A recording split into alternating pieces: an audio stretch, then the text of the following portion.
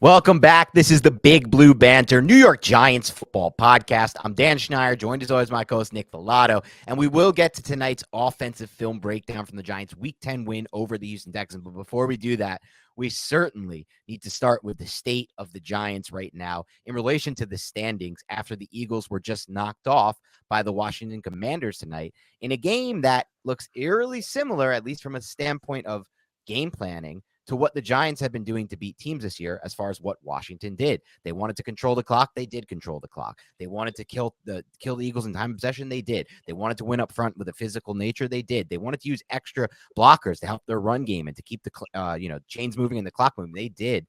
And they won this game. And now as we stand today, Nick, it's absolutely insane to think about. But the Giants are not only one game out of first place in the NFC East, dude, they're one game out of the number one seed and a bye in the playoffs. And it's week 11 now. We've turned the page to week 11. Like, this is not week 4. And we're like, you know what? The Giants are one game out of the 1 seed in week 4. They're the 3-1, and there's a 4-0 team, and we're close. No. This is more than half the season has been played already. More than half these games are already over with. The Giants at 7-2 in 9 games. And they're just one game back from the number 1 seed in the NFC. And they literally get to play all of the teams ahead of them right now. They have 2 games against the Eagles. They're 1 team ahead of them. 1 game against the Vikings. And theoretically speaking, if they win those games, or if they win 2 of those 3, let's say, or all 3, they're going to get the number 1 seed as long as they can take care of. They have a lot of tough games. They got Dallas too. But the crazy thing to me is not only are they 1 game out of the number 1 seed, and 10 months ago we were looking at this team literally kneeling down basically on 3rd and long instead of just a punt from a better position, or like victory formation on 3rd and long to get a better punt. Now 10 months later, or fewer than 10 months, this is a team competing for the number 1 seed in the conference. It makes no sense. It's absolutely absurd. And the best part about it is during the 2016 season, the last time they made the playoffs, Knicks, it was great. They had that week 14 game against Dallas, but in that week 14 game, there were 2 things working. One, it was their only game really during that stretch run where it had the playoff feel. And that's what you want. You go into the game and people are talking, this is like a playoff game. And it has that feel. The atmosphere in the stadium is there, depending on if they're home or away. But in that game, despite the Giants winning that game, they still didn't win the division. It was like the division was kind of already out of place at that point. Dallas had it wrapped up in more ways than not fully, but basically at that point, it was only a long shot. This is going to be real deal, not long shot. Like, they win these Eagles games too. If they sweep somehow, or if they split and then beat the Vikings in Minnesota, they could be looking at the number 1 seed potentially, or the number 2 seed. And so that's in play right now. And I just can't believe we're at this point now in week 11. It's just crazy, dude. We control, or the New York Giants, I should say, they control their own destiny. And what have New York Giant fans have said basically for the last half decade? It's like, dude, I just want to play meaningful games in November. I don't want to be out of it by November. Right now, it is mid-November. It is November 14th, Monday night.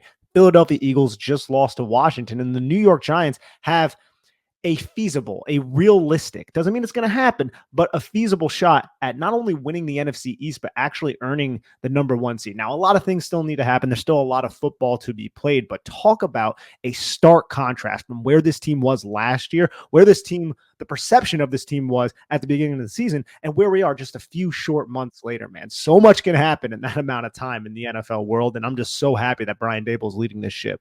Yeah, and this is not us sitting here and saying they're going to go ahead and do all these things like beat the Vikings in Minnesota, really hard place to play, sweep or split with the Eagles and take care of the Commanders. But it's at least in play. It's at least a possibility. It's at least something Coach Dable can be like to his locker room. Look at the position we're in. Look at what we've worked for. Look at what we've come together as a team to create. We've created a situation where we can win this game against the Eagles, and it means something. We can win this game against the Vikings, and it means something big. And these are teams that we're going to play again potentially in the postseason. Both the Eagles and Vikings are well on their way to the postseason. The Giants, if they win against Detroit, according to 836 or whatever that predictive measure is, have like a 93% chance to make the playoffs at least if they win against Detroit and go to 8-2. So we're talking about teams they're going to see again in the future. And it's just crazy that they did this in 1 year. Like, people may not like the style points, right? Like that's what we're going to talk about today. We can dive into the film now, unless you have anything else on kind of the state of where they're at in the standings. But my biggest takeaway from watching the film, Nick, as we dive deeper into this soon, where we'll throw up the plays and go over them and everything we normally do, but some Giants fans came away from this game being like, I want the style points. They didn't say that exactly, but they're like, why didn't we throw more? When we threw, great things happen. Why are we not throwing the football more? But there just is nothing to gain from beating the Texans by 24 points versus beating them by 11. You gain nothing. It doesn't help you in the standing. It doesn't help your team get better overall, in my opinion. All it does is help the media perception of you. And honestly, to be fair, the fan perception, right? If we beat a team by 35, we're feeling a lot better about the Giants than if they beat them by 30. That's just human nature. But in the end, Brian Dable knows it doesn't do anything for them actually in the long run for what they're trying to accomplish, the goal of making the playoffs, advancing into a super and winning a Super Bowl. And so instead, he came out with a Parcellsian game plan. It was very Belichick Parcells. It was kind of like not the same because they weren't trying to keep the ball away from a Buffalo Bills offense, but similar to that Bills Super Bowl where they wanted to dominate time of possession, knowing full well going into this game that they were going to run the football. They were going to show run to the Texans by using these crazy looks with like extra offensive linemen. They knew the Texans knew the Giants wanted to run the ball, and they said, I don't care that you know we're going to run the ball. We're going to do it anyway because we can. And they knew they could win the line of scrimmage on offense against that Texans front from a run defense standpoint. They knew they could win the line of scrimmage on defense against Dameon Pierce in that Texans run game. And they knew if they didn't turn the ball over with that recipe, win the line of scrimmage on both sides of the ball, control the clock, win time of possession, they would win this football game. And in the process, instead of going for the style points, throwing the football early and often, they minimize the variance. When you throw the football more often, obviously, you know, Nick and I, and myself especially, I'm a big proponent of you got to throw the ball to consistently win Super Bowls. I still believe that. But when you're playing the Houston Texans, a team with the worst run defense or second worst run defense, whatever it is in the NFL, you don't need the style points. You don't need to throw the football. Don't risk getting a ball tipped at the line of scrimmage and then intercepted. Don't risk a play taking a little too long to develop in the route. Oh, next second, the quarterback's hit, fumble, recovery, touchdown for the Texans even.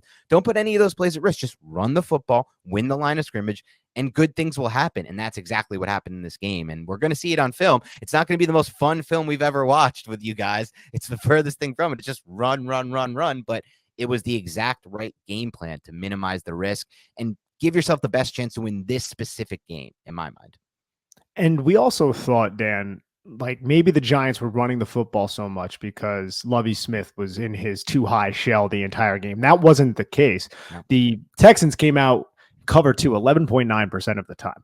They were in middle of the field closed, cover 3, cover 1 the majority of the game, and the Giants, despite that, still ran the football well. You're right. How many times did we see 8 offensive linemen, 7 offensive linemen out there, just big tight end packages for the New York Giants, just saying, we are going to run the football. You cannot stop us. And the Giants did it in a variety of different ways. They had, counter. They had the double pullers that they like to do. They also ran like a wipe type of technique, which is essentially a technique where, say, if the Texans like to align in the 4 down front, right? They like to align an over front. So that means to the weak side, there is going to be a 1 technique. To the strong side, there's going to be a 3 technique. So the wipe technique, you just use that guard to block down on the 1 technique. You pull your center around it. It kind of acts like a pin pull type of technique, but it's an outside zone. Everybody else is still stepping in their zone methods, just stepping towards the play side. So that was a technique that we saw a little bit in the beginning of the season. We saw it a lot in this game. We'll go over all of that. So they had a varied type of rushing attack. But at the end of the day, it was, we are more physical than you, and we are going to beat you in the style that we want to beat you today. And Houston could not overcome that because, as you said, Dan, the Houston Texans are dead last in the league in terms of allowing yards on the ground. Saquon Barkley feasted. And I think we will... And I'm curious to see actually what we will see against Detroit next week. I'm not sure, and we'll go over that on a future podcast, but I don't know if that same type of style will work against that team.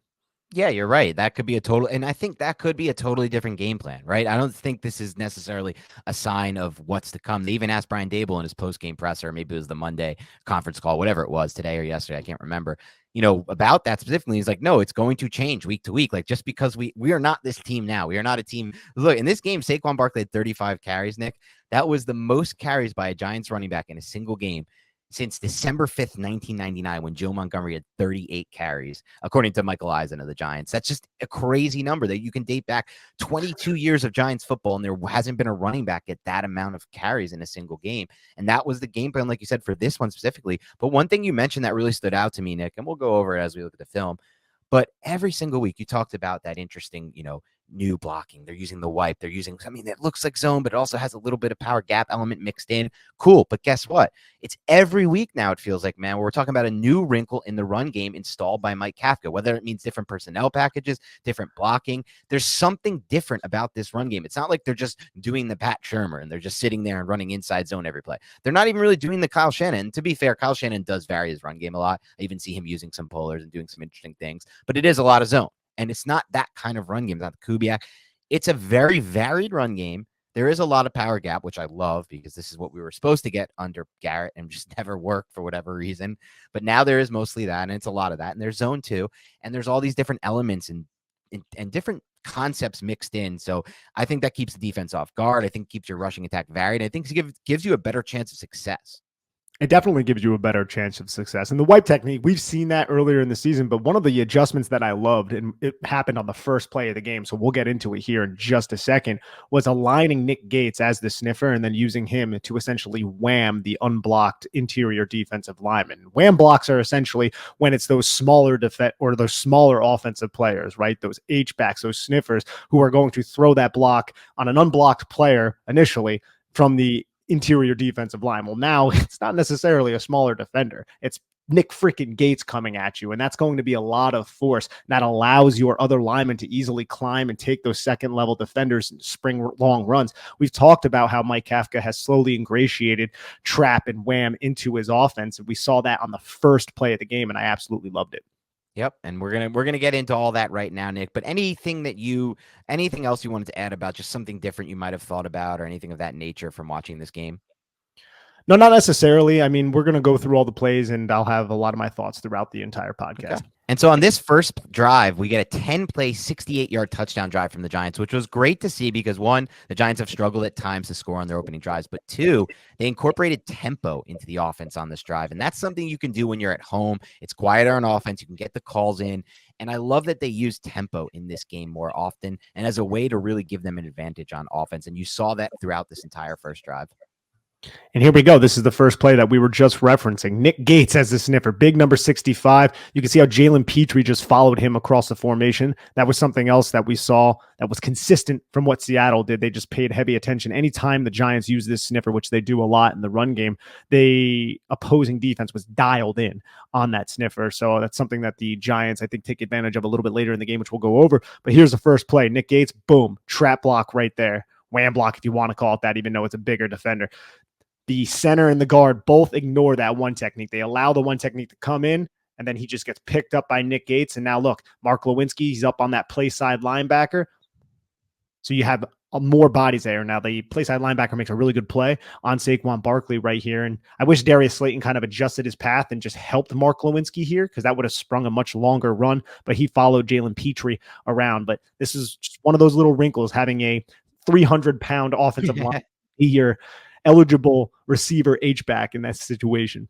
And when Nick Gates makes contact there, as you can see, 93 just get boom, flip back. I almost envision in my head him going wham into the guy, like as he just delivers that absolute blow. You can watch the recoil from that Texans defensive lineman. That's a nose tackle getting absolutely whammed backward and off the spot by Nick Gates.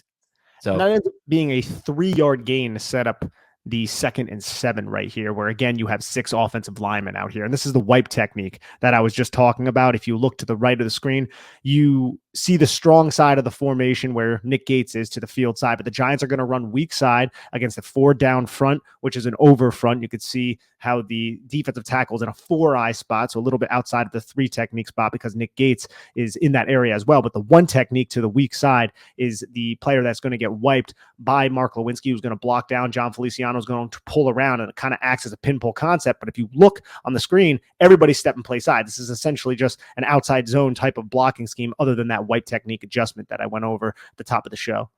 Yep, and that's a great way that you can see the hole is cleared for the little 5-yard gain to set up this easy 3rd and 2 conversion for the Giants, where they run a play that they've run earlier this year. We'll get to it in a moment here to free up Wan'Dale Robinson. Look up at number 75 right here. Josh Azudu is the backside guard here. So he's the guard to the strong side. Look just how quickly he climbs and gets up to the 2nd level. I just love this kid's movement skills, man. I know Yep. we've talked a lot about Josh Azudu, his talent, his foot quickness, and we're a little frustrated by some of the inconsistencies, albeit they are understandable. But just look how quick he covers this ground to locate that linebacker. And he doesn't do the best job finishing the block off, but those movement skills cannot be taught, Dan. Yeah, he's like the anti Will Hernandez when it comes to functional movement skills in space. Remember, Will Hernandez was basically like the most boxy looking athlete. It was so hard to understand why he was so unable to be a pulling lineman and effective in a pulling role. I mean, look, he had other issues. Will Hernandez, he couldn't pick up stunts, but in space, he just looked boxy, and it's the total opposite with Azudu. He looks smooth, like you said. It's the foot agility, quickness, and speed. It's all three of those factors with the footwork that really stand out for him. And you, in addition to all that, you have power. This is not going to be the only time we see Azudu on this tape climb to the second level and take out a second level defender. The ability to climb to the second level is what is important to focus on here, and I think it shows his upside long term in that guard position. Absolutely. Sets up a 3rd and 2-by-2 reduced stack right here. And this is where you can use Kenny Galladay's skill set, because apparently catching the football is not necessarily his forte at this juncture of his career. So you have Kenny Galladay as the number 1 receiver in the 2-by-2 stack. Everything is reduced. Everything is inside the numbers. Wan'Dale Robinson is the number 2 receiver on the line of scrimmage right next to Kenny Galladay. So you just use Kenny Galladay to essentially create a legal, quote unquote, type of pick on Wan'Dale Robinson's defender, who just releases right out into the flat and presents himself to Daniel Jones, who goes into the mesh point and then kind of flows towards Wan'Dale Robinson. This is easy pitch and catch type of stuff against man coverage. And Kenny Galladay does a good job in these type of situations because he's a big body and he doesn't really run fast. So he gets in the player's way for an extended period of time. Yeah, just a natural pick. And this is a good, a lot of teams are using this. It's a really easy way to pick up yards, especially on 3rd down, especially if you have a quarterback who can deliver the ball rolling to his opposite shoulder there, and he can. And Jones puts a good ball on Robinson, puts it in a spot that allows Robinson to catch the football, flip his body, and turn up field for a few more yards after the catch. And I also like the other little wrinkle to this play call. It's what happens with the receiver at the top of the screen stack, which is the boundary stack. Isaiah Hodgins, instead of doing some sort of route towards that side, if the Wan'Dale Robinson play was covered, say if the Texans were in a banjo type of coverage and they switched, then you also have Isaiah Hodgins running a slide basically right underneath Daniel Jones, which could have possibly presented a feasible target for him on this 3rd and 2, but that was not necessary. But I like the fact that it was available if it was needed. Yeah, it's a great call because it's a 3rd and 2. They only need 2 yards to convert. If you do look for Robinson there, it's covered, flip your hips back to the right, you can dump it there to Hodgins, and he'll probably pick up 2 yards. You would imagine. Yep. Sets up a 1st and 10. This is a staple play. It's not a staple play. It's one I hope the Giants use more. I've seen them use at times. It's just a PA boot and then throw right away to Saquon Barkley. It's, to me, just a good way to get the ball in Saquon Barkley's hands in space, which is something in general I am for. Absolutely. I mean, who's not for that at this point? And he's not necessarily being used all that often in the passing game. But again, the Giants dropped back 17 times in this game. So that's one reason why we're not seeing that much, especially when you're riding this dude and he had 35 carries. But look at this Texans box. Texans come out, 4 guys on the line of scrimmage. You have arguably 5 guys who are close to the box. 2 guys I think are technically outside of it, but this is a loaded box right here. Look how close, Nick, that last line of defense safety is to the actual line of scrimmage, dude. He is not even 10 yards aligned behind the line of scrimmage. I mean, if you see that, I think I texted you after this play when it was live. I was like, dude, if we keep seeing this look, we have to take a deep shot against that type of look. Yeah, this is a very condensed type of look. It's at this point, we're only 4 plays. This is the 4th play of the game where the Houston Texans are like, we're going to stop this run because it's going to be an issue. And it was a problem for them the entire game. And this just ends up going for 8 yards on this little play action boot on 1st and 10 to set up the 2nd and 2. Yeah, a little pin pull here with the tackle in the center. Doesn't work. Glowinski kind of maybe the guy at fault here. I'm curious to get your take on this, Nick. It's just a 1 yard gain, though, for the Giants.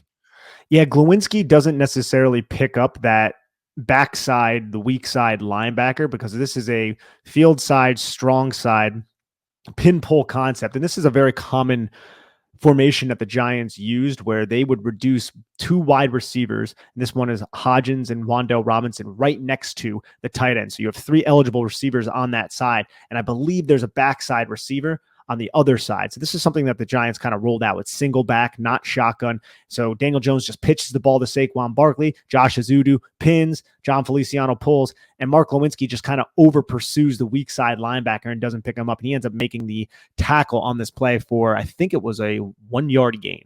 1 yard gain sets up a 3rd and 1 situation where the Giants are able to use a little bit of a counter run. Again, this is one of the interesting times I talked about wrinkles in the run game.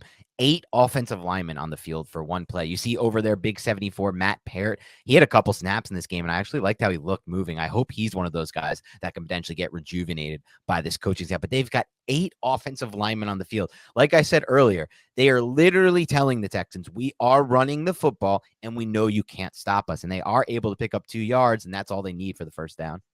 And look at the motion by Nick Gates, who is tight end 1, all-pro tight end, as the sniffer right here. He motions right before the snap. Jalen Petrie follows him, and then this is just a counter run where the backside guard, Mark Lewinsky, ends up pulling towards the play side. Jack Anderson, number 77, who is outside of Andrew Thomas playing the big tight end role, does a pretty good job against Jerry Hughes here, pinning him, and then Lewinsky kind of comes and finishes him off. I don't mind seeing 8 offensive linemen out there if they're going to block like this. And this isn't a huge gain or anything like that, but you can tell that these guys are really passionate every time they take the field and they're asked to block in this big personnel package that goes out there. Man, how much weight is out there right now, man? How many 300-pound guys are out on the football field? Jack Anderson, Andrew Thomas, Josh Azudu, John Feliciano, Mark Lewinsky. They must have over 2,500 pounds of weight out there on this play.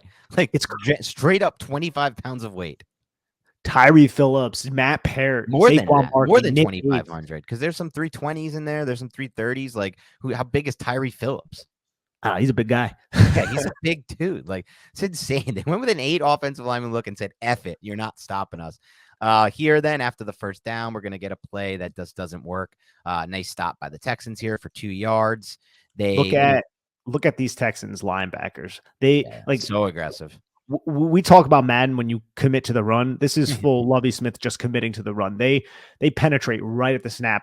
Everybody's at the line of scrimmage. Lawrence Cager just gets bullied right back into Saquon Barkley, and Saquon Barkley gets lifted off the ground here. And this is a -2 yard run because Houston is just anticipating the run. They're saying, "Look, we're not about this right now." But you'll see later in the game that some of these two of these big play action shots the Giants had in the past game were in a lot of ways set up by just how aggressive the Texans were in the run game on both of those plays that I'm referencing, and we'll get to them. The second level guys, those Texans linebackers, just commit so hard to the run, and they're so out of depth in pass coverage, and it just opens up these massive holes for Slayton twice on deep on over routes, and then obviously the one to Hodgins. It was just right down the seam where the linebackers at that one, it was 3rd and 7. It's not like they bid on play action. They just didn't drop the depth. This is an example though of this. So here's the big Slayton play off the play action. This one I had a question for you. I was really weirded out by how the middle of the field safety played this. I just didn't understand why he didn't commit to Slayton's route. I'm not 100% certain either. I think Derek Stingley Jr. believed that the safety would commit to this route. So this is the 36-yard gain over the middle of the field to Darius Slayton off the play action. Both the linebackers just penetrate. They go right after Saquon Barkley. Quickly, they realize that he's not going to run the football because Daniel Jones hits his back foot and there's no one in the middle of the field. Derek Stingley Jr. gives space to Darius Slayton and acts as if he thinks that safety is going to bite down, and then Derek Stingley Jr. would replace the safety. But for whatever reason, there is some sort of miscommunication there. No one takes Darius Slayton. Daniel Jones recognizes, delivers a good ball to Darius Slayton, who ends up picking up 36 yards on this play. I felt like this was one of those plays where it's like, oh man, the rushing attack is really opening up. The play action game. And honestly, though, sorry, go ahead. Honestly, though, like Houston also just played this terribly, though, too, man. Even though they're biting on the run, like even though they knew that it was a pass, I felt like the linebackers, nobody still dropped the depth. And this is a blitz, mind you. But even still, man, nobody on the back end had any sort of communication on what the heck was going on. So I'm glad the Giants were able to take advantage. And that communication, and dude, did you see? And yeah, go ahead.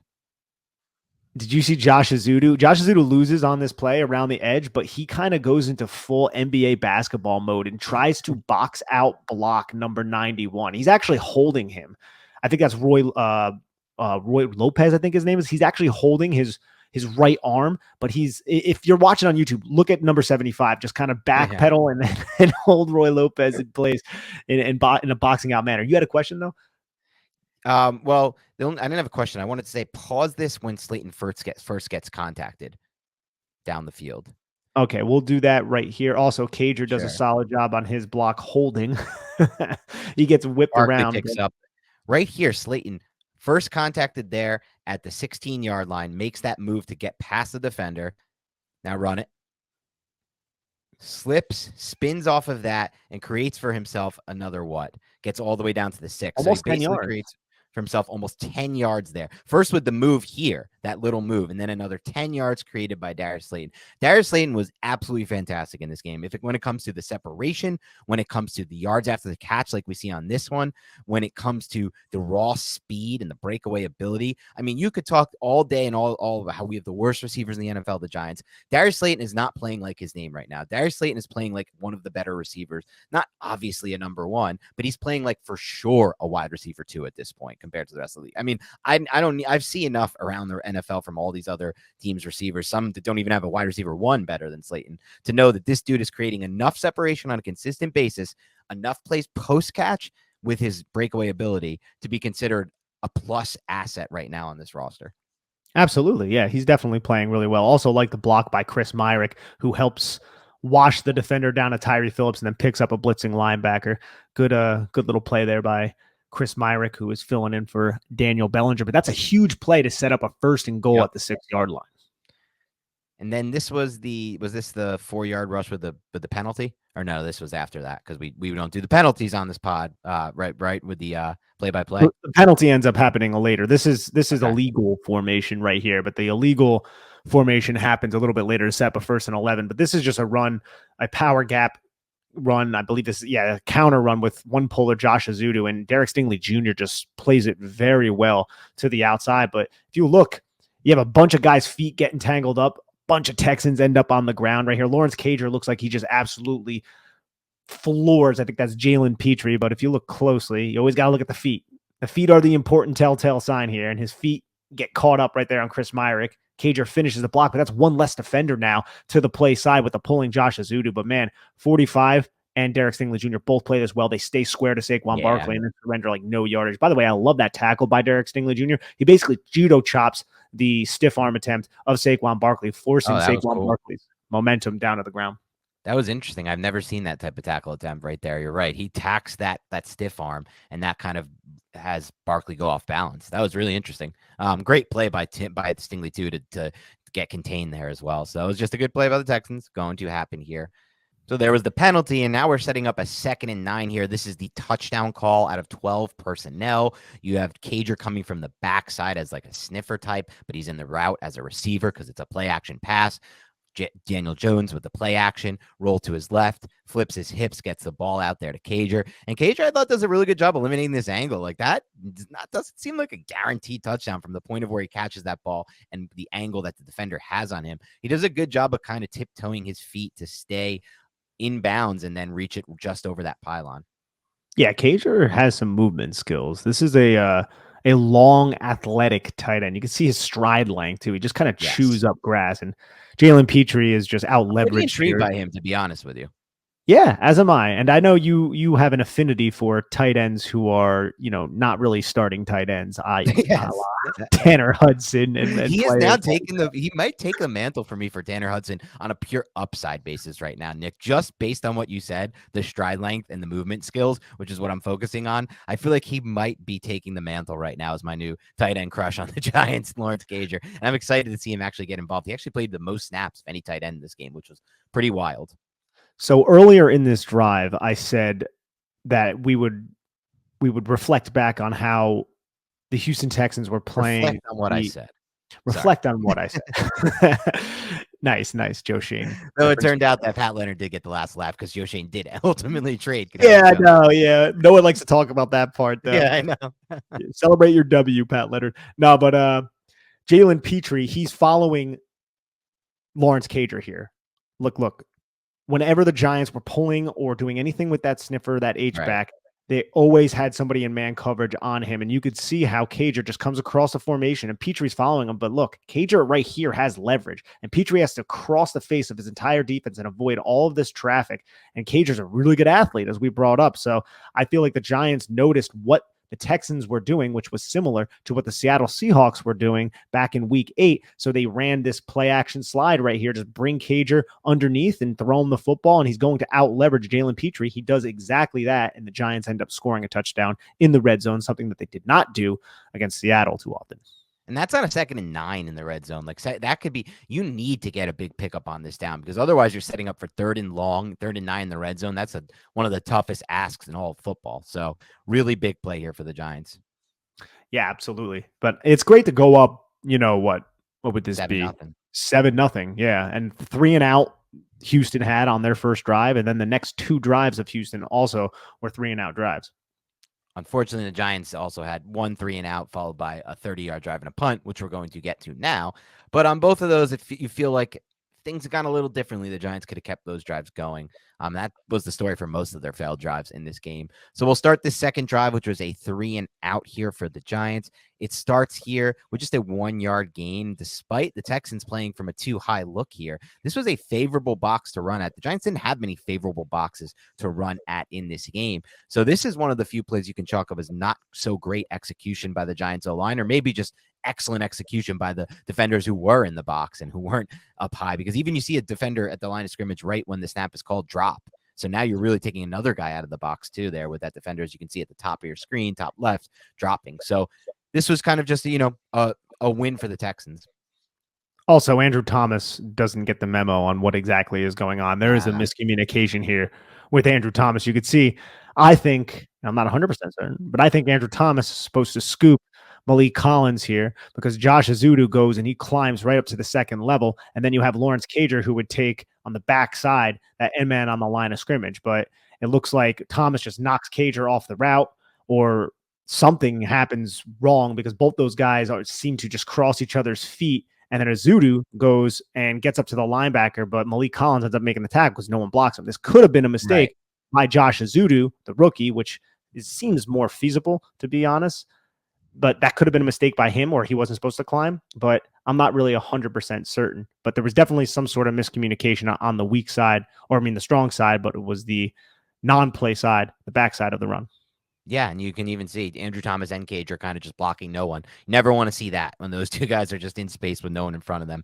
But leads to a 1-yard gain. And so then on second down, they run a little PA boot again to the left here on this one. This is the one where Jones is trying to find someone and ultimately comes across Kenny Golladay.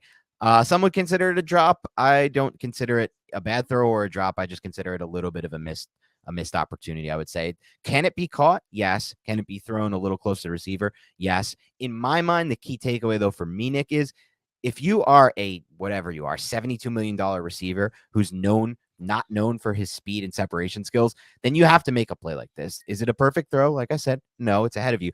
But this is like the type of play he's supposed to make, right? He's supposed to stab that ball and be like, and we're like, whoa. And we like see the replay of it a bunch. We put it on Giants Twitter. Everyone's talking about it. This dude just stabbed it out. It's Kenny Golladay. He's $72 million. This guy's awesome. We signed him for this. He's doing good things for us. Instead, he just doesn't make the plays ever. And that's just been his story of his Giants career. Like it's just another missed opportunity. Another missed opportunity is the slogan of Kenny Golladay on the New York Giants, unfortunately. Yep. $72 million, man. I'm wondering, dude, I was actually thinking about this on my walk today. I was like, is Kenny Golladay going to go down as one of the biggest misses in New York Giants history in terms of free agency? And I don't know if we've really had that conversation, but $72 million, and with everything going on, the state of the team last season, and now he gets this fresh slate and he's still pooping his pants. It's not a great situation, not a good scenario.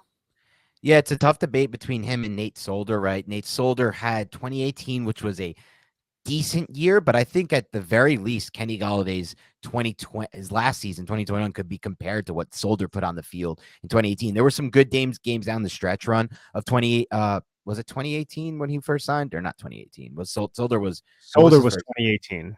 2018, yeah. There were some Yeah. good games down the stretch of his first 2018, specifically in the run blocking department. I remember the Giants' run game came together. He was a big part of that.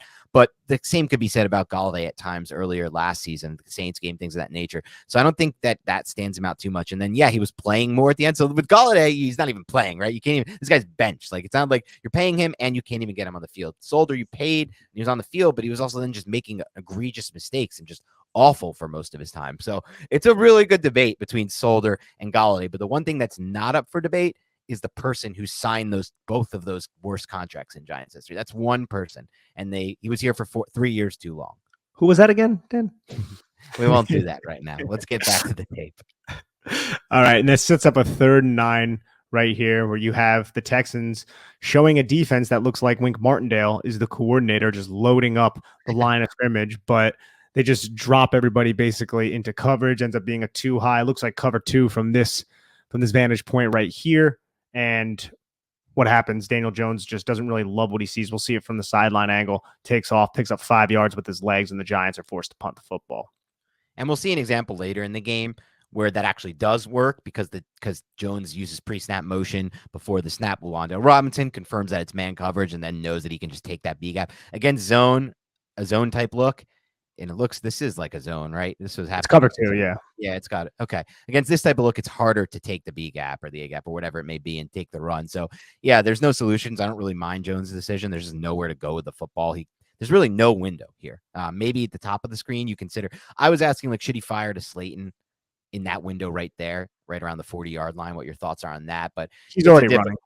Yeah, he's already running by that point. You'd have to throw it with anticipation. But either way, there is a second-level defender in that zone who I think if Jones's eyes moved in that direction could get his hand in. So there's really just nothing.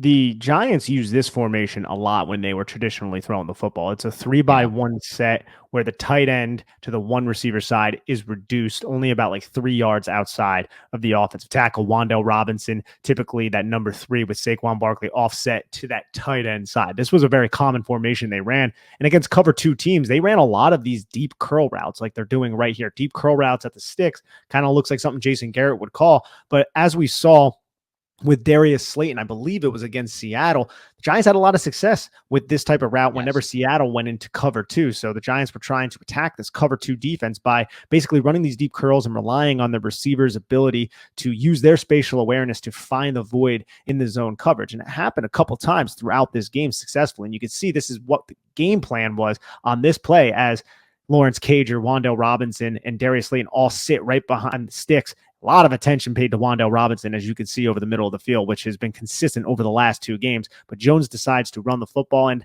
I don't really hate that, to be honest, because those guys who were crowding the line of scrimmage bail so hard. Jones notices that. Look how hard all those guys bail. Why not try to recoup that ground by using your legs, which is a really good play by 53 to come off this pass rush and make the tackle on Jones.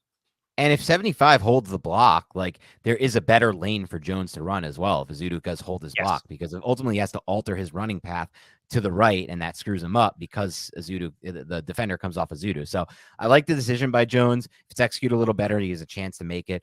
Also, I like that they're using look, we don't want to go too Garrett crazy, but a deep curl against this coverage is like a set of deep curls against this coverage. It's fine to try sticks type stuff against this coverage. Why? Like you can't use it's zone. You can't play mesh against zone. Mesh is a man beater. Everybody loves mesh. They want to use mesh on all these third downs. Sure, if you get man coverage, fine, but you're getting zone coverage here. So I'm with you. I kind of like the call by Kafka and I like the decision by Jones. Again, if that running lane isn't altered by Ezeudu kind of giving up on his block or whatever you want to call that, there's a chance.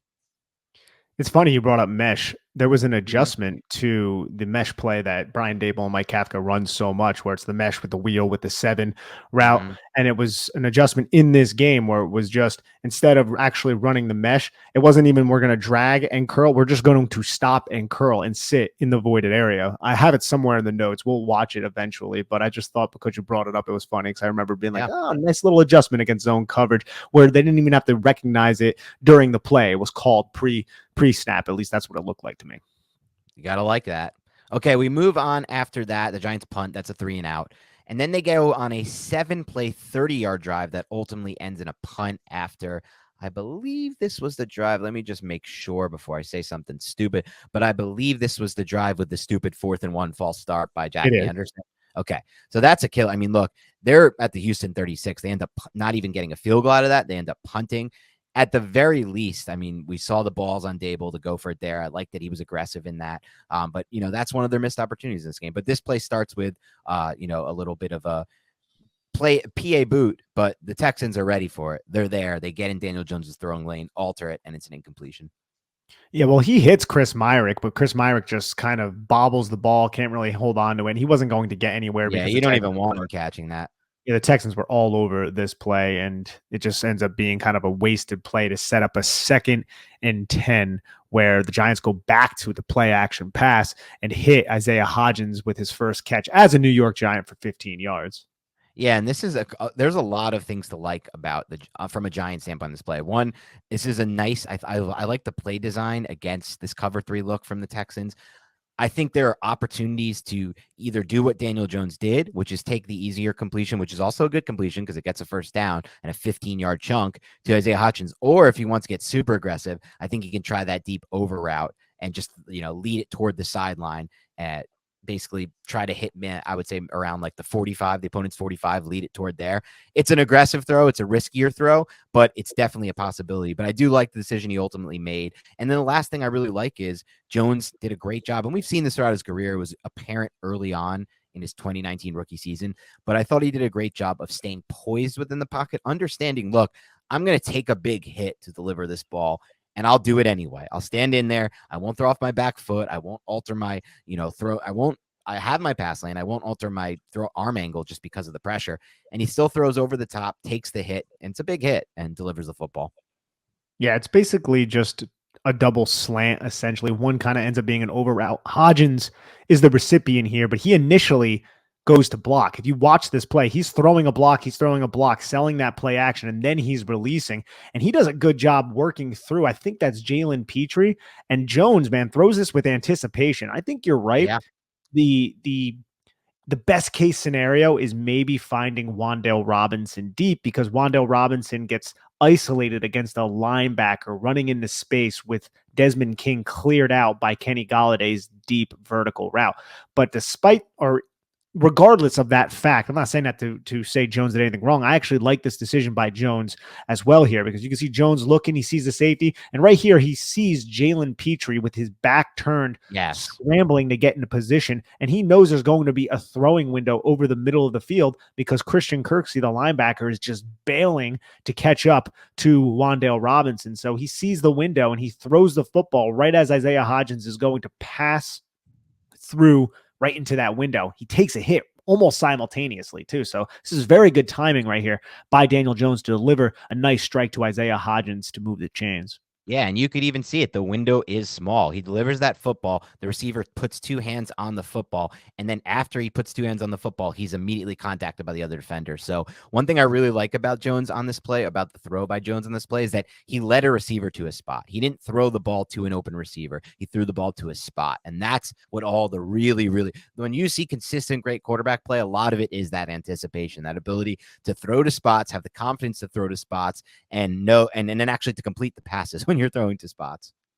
Also, let's look at Wan'Dale Robinson and Daniel Jones playing some trickery. These guys play poker, man. They might be poker players because watch how they point at Jalen Petrie. Wan'Dale Robinson points at Jalen Petrie right there. Daniel Jones does, and then Wan'Dale Robinson follows. And then Wan'Dale Robinson, watch his route. He goes like he's going to block Jalen Petrie, really selling like this is going to be a run off the play action. You look at the line of scrimmage. You have a double team set with the guard and the center. You have a double team set with Tyree Phillips and Glowinski. So it really looks like a running play. And then Wan'Dale Robinson just bends right around Petrie and explodes into space. This is another reason why the Giants were having so much success running the football and then passing the football off the play action is because they sell it so well. And that's a gift and a skill in its own right. Yeah, I mentioned it earlier and you brought it up as well. There are plays. This is another example. We talked about the one earlier to Slayton where the play action sells the pass and creates the passing lane because this window is created by that second level's aggressiveness toward the run. One final thing, go back to the sideline view. This is such a minor thing, but I am curious about it. Throw the sideline view, run that through real quick, and I'll say in a moment what I was talking about. It's actually not the worst vertical route by Kenny Galladay. I hate to admit it, but I don't hate Galladay. Arms. Like the stride length. He has like, you're not going to take that shot, but he has an opportunity. This is what he was supposed to do, right? If he has that, even that amount of separation as he breaks back toward the post, like, he's supposed to be the guy that you can throw that deep post just up, right? Deep and up. And then he just jumps and high points it. That's not what he's doing with the Giants, but it was just interesting to see, like, he kind of has a little bit of separation on that post. Yeah, I don't know. Yeah, I mean, a little bit of separation, but For what to he me, is, right? It's not like a that lot of separation. release, like that release, is kind of lumbering and just Oh, like it's a lumbering. The he's. release on the line of scrimmage isn't great. I just think at the top of the stem, when he gets into the post, it's not terrible. I think that's right. No, I think you're right. And how he uses his hand to kind of fend Yep. off from the contact of King. But right here, once he releases off the line of scrimmage, he ducks his head trying to sell that vertical stem. Well, he doesn't need to sell it because he is running it. It's just, it looks pretty freaking slow to me. It does. Until It's this lumbering. point. And the fire off the line of scrimmage is certainly not there. That was evident on his drop. I mean, that's gone. I think that might be just gone from his athletic profile. But down the field, there is something to me that, like, he was supposed to be this guy who high points catches in those types of situations on those types of posts. But I guess that's just gone. I think he's just nothing at this point for the Giants, unfortunately. So the Giants are having some success moving the ball through the air. So now you see pre-snap, at least, the Texans align in a too high type of defense. But Petrie, I believe that is just very aggressive, and I'm sure he's coached to do this, to come downhill whenever the Giants might be running the football. So he just adds another body into the box here, and this ends up being a 4-yard run where the linebackers play it really well. We'll see it on the end zone copy on this 1st and 10 after the 15-yard strike to Hodgins. And as you can see, look at how the safeties rotate post snap, right? I mean, like, this is just, like you said, Petrie rotates down. They rotate into that one high middle of field close. Everyone came into this game, and I thought it was such an astute point you made earlier, Nick. Everyone came into this game thinking, Lovie Smith, what does that mean? A ton of cover too high. No one's playing the Giants too high right now. Like, it doesn't. You can be Lovie Smith, the most heavy user of cover 2 and too high safeties, and you're not going to play the Giants too high. No one is playing them like this until they give them a reason to play them too high. And right now they don't need to. They're winning games without giving teams a reason to play safeties back there, right? And to have safeties respect the pass game. But I don't think there's going to be many teams we see this season on defense that are playing a ton of, like, too high looks against this type of team the Giants are. No, because the Giants aren't throwing the football deep. So why are you going to allocate your resources deep? Right. You need to stop the run. You need to shut the run down, which will affect the play action passing attack. That's what every team is trying to do against this New York Giants offense at this point. Yep. Yeah, even the Lovie Smith Texans. But anyway, we set up this 2nd and 6 play. This is a 6-yard run here for Saquon Barkley. A nice little outside run. Thought it was blocked up pretty well. I thought Saquon did a good job of processing it, finding the right time to cut back and move his momentum forward to give himself an opportunity to pick up that extra 2 yards for the first. And look, you have another weak side run here. You have the tight end, Chris Myrick, off the line of scrimmage with the 2 tight ends just outside of him, and you're going to run to the weak side of that. The ball is in the middle of the field, so you have Mark Lewinsky take on that one technique.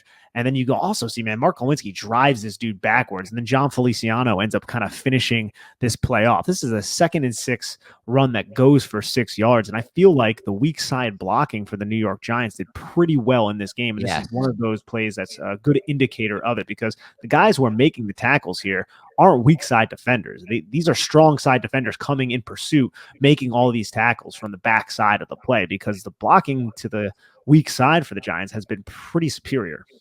Yeah, 100%. And Glinski is somebody you mentioned. I thought Glinski had a nice bounce back game for him. I thought he had one of his better games as far as his Giants career goes, just film alone. And then look, it's always going to help a player like Glinski if you have a game plan like this where you're running the ball almost every snap. Hell, every single offensive lineman, even Andrew Thomas, is going to benefit from a run heavy offensive game plan. You ask any offensive lineman what he wants to do, he'll say, I want to run block 100% of the snaps. They would 70 times rather run block than pass block. But regardless, Glowinski had a good game for the Giants in this one.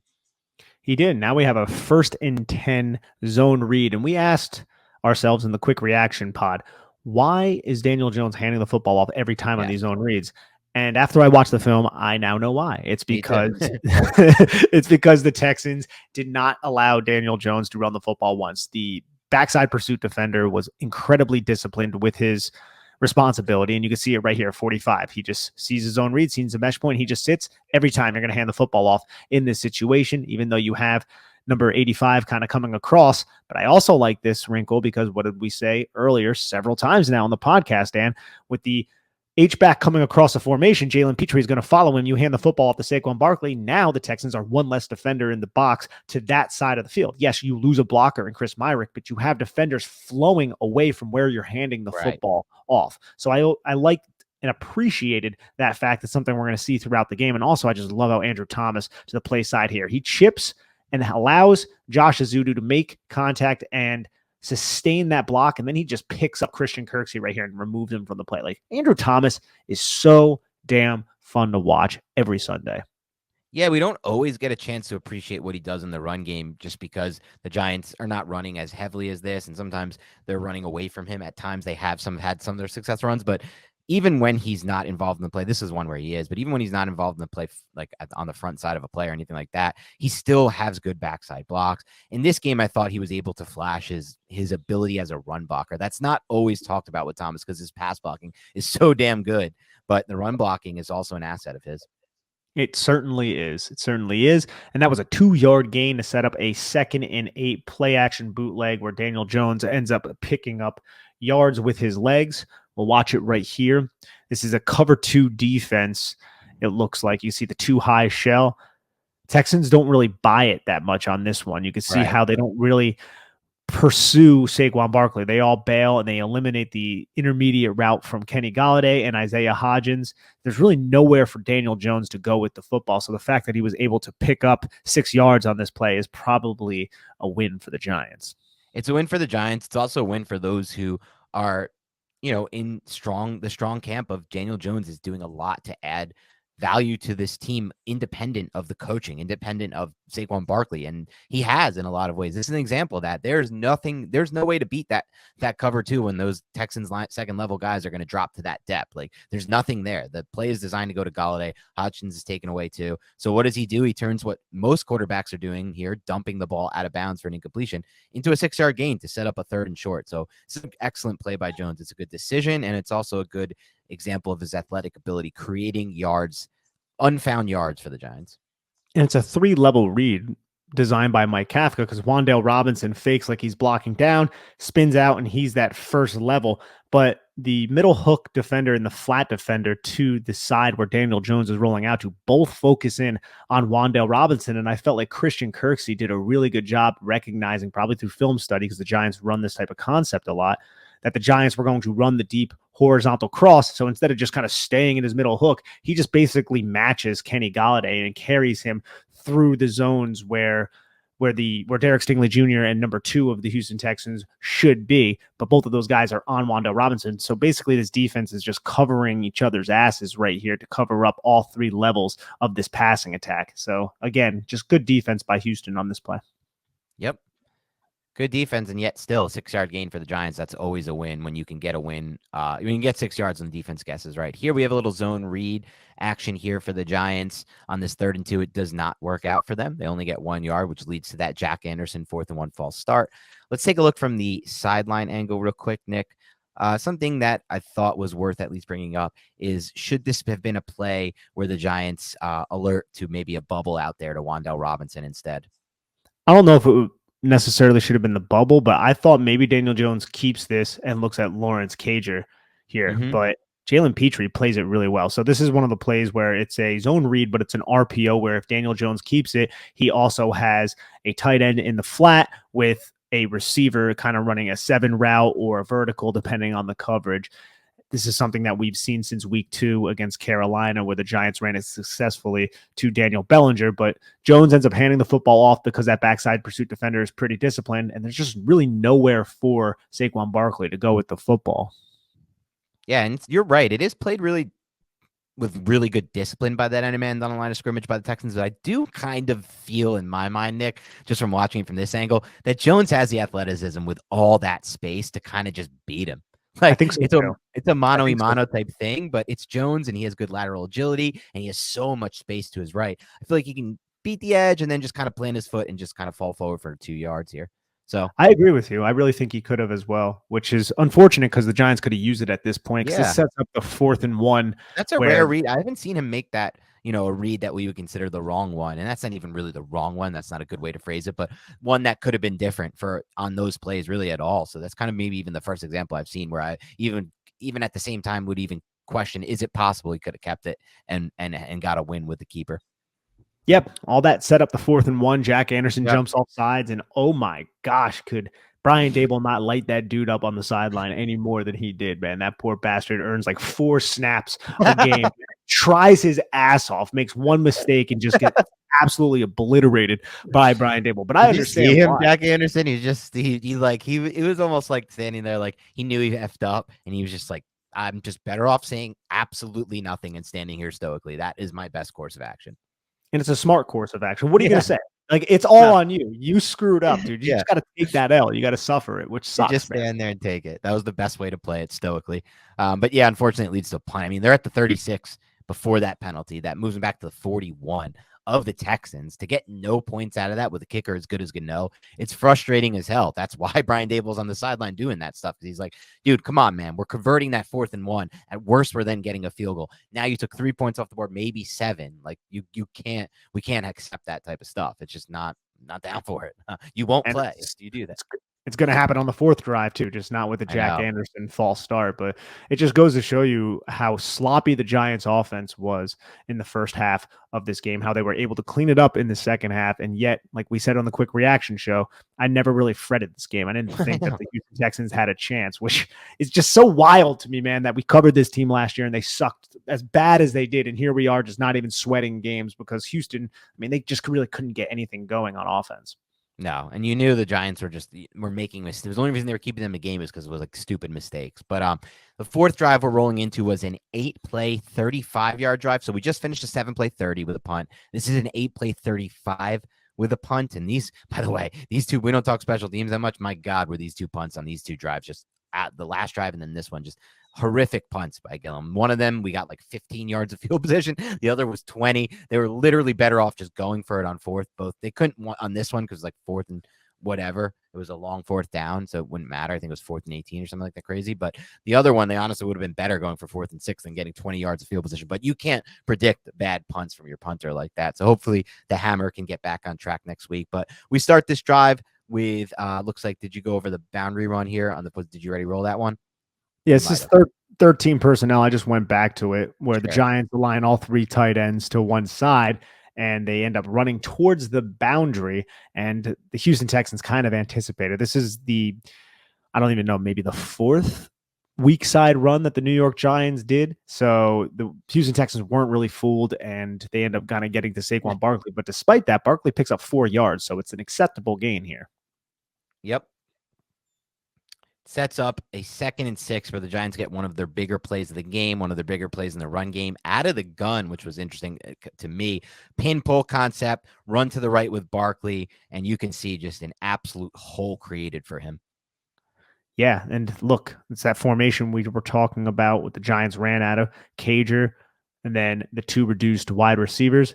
The Giants add a shotgun. They're going to motion Cager over. Look at the linebacker. 48 is going to pay attention to Lawrence Cager, so he's eliminated from the play. That's a backside linebacker. Kirksey pinches way too far up close to the line of scrimmage and kind of eliminates himself from the play. So now you have John Feliciano, Tyree Phillips, and Saquon Barkley against 2 defenders. And Saquon Barkley is going to outrun all those pursuit defenders, at least for a little while. He ends up picking up, 27 yards on the ground here. Before the snap, this was a too high defensive look, and you could see how it kind of stays that way. 23 gets frozen for a while here. You can see Eric Murray.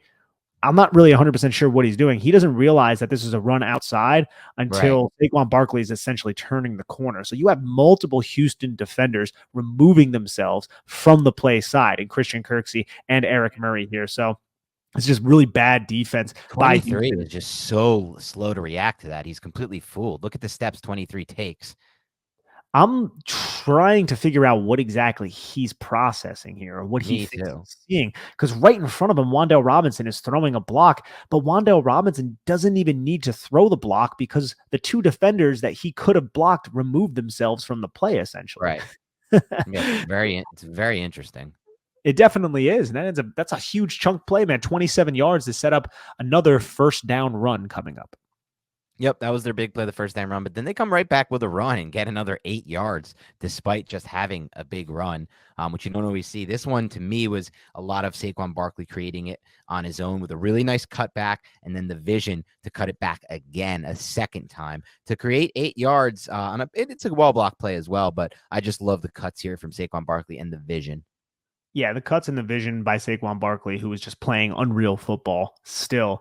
They're very fun to watch, and I look forward to watching this offensive film because of Saquon Barkley and his creativity. But this is a similar formation than we just saw, right? Like the cager Right. and the two reduced, only now it's not shotgun. The last play was shotgun. So you can see how the Giants are coming out with similar types of formations, but they might be changing certain things. Like right now, they bring Daniel Jones under center, they run this single back, and they hand the football off for a nice 8-yard gain. You can see how the Giants are just blocking down right here. And if you also been paying attention to the Houston Texans defense, they've been slanting a lot, something that the New York Giants do. Because now when you slant, it's typically difficult or I don't want to say it's difficult, but it can be a problem for zone-based blocking schemes. When you slant and you change your gap post-snap right at the snap, it can create miscommunications. It can allow you to penetrate. It can blow up run plays, force tackle for losses. So that's something that Houston was doing all game here, and it's something that the New York Giants were doing, and we'll see that tomorrow. But you could see right there how that happens. Yep. Yeah, and we'll see exactly as you said. We'll see that when we go over the defensive film. Similar situation in some spots. 2nd and 2, they come out again. Similar formation here. Just a little 1-yard gain for Barkley. This one doesn't work out as well as the last two.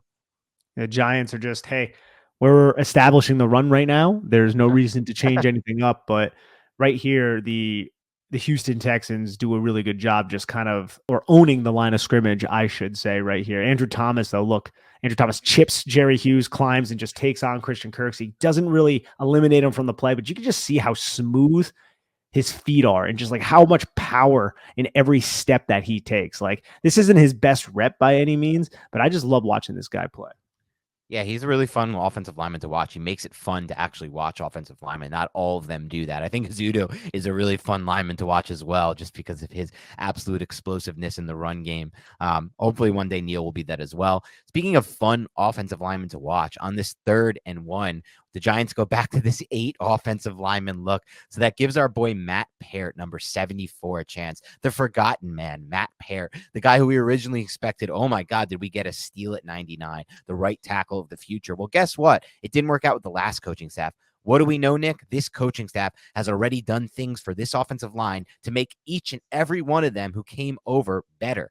Even Andrew Thomas is a better player now than he was before the last offensive line coach regime. You can say the same. There's a lot of new faces, obviously, on this offensive line, but you can say the same about Bredesen before the injury as well. So why not Matt Peart? And I love watching 74 here because he shows kind of that flash of what do we think about him coming in. We thought he was somebody who looked like a tight end, could move a little bit like a tight end, but also was big and had the length and the power. And you can kind of see all those traits on display, I thought, on this play. Yeah, so the Giants align with Matt Peart, Jack Anderson, and Nick Gates in quote unquote 13 personnel, all as big tight end, essentially. So this is the 8 offensive linemen, like Dan said, but the Giants run the football towards that side. I love how Matt Peart stays square. So Matt Peart releases off the line of scrimmage. He doesn't block 92. That's Jack Anderson's assignment. So he's just climbing right off the line of scrimmage to Christian Harris, the rookie. And watch how he just stays square all the way until he has to contact. And he just removes Christian Harris from this play. And Saquon Barkley hits the hole right off of his ass. You could also see again how the Houston Texans are slanting here at the snap. They're slanting towards the weak side, and the linebackers are going to slant. And it kind of plays right into the Giants' favor here. And the Giants just they slant weak side. The Giants have 3 offensive linemen to the strong side. So you have a bunch of guys slanting away from the play side where you have 3 extra offensive linemen. So it's just a win for the New York Giants. And Saquon Barkley doesn't end up breaking this for a touchdown, but it ends up going for a really nice gain on a 3rd and 1. I believe it was 8 yards on this play. Could have even been worse if 36 wasn't there to make the stop. Yeah, it's a 3rd down conversion where the running back runs off the ass of a lineman, and that lineman is Matt Peart. That's going to get noticed in the film room. The coaches are going to like that rep from Peart. It's a conversion. He runs off his ass. It's a big play for the Giants in this game. And it goes back to what I said earlier, Nick. The Giants said, here's 8 offensive linemen. We are going to run the ball.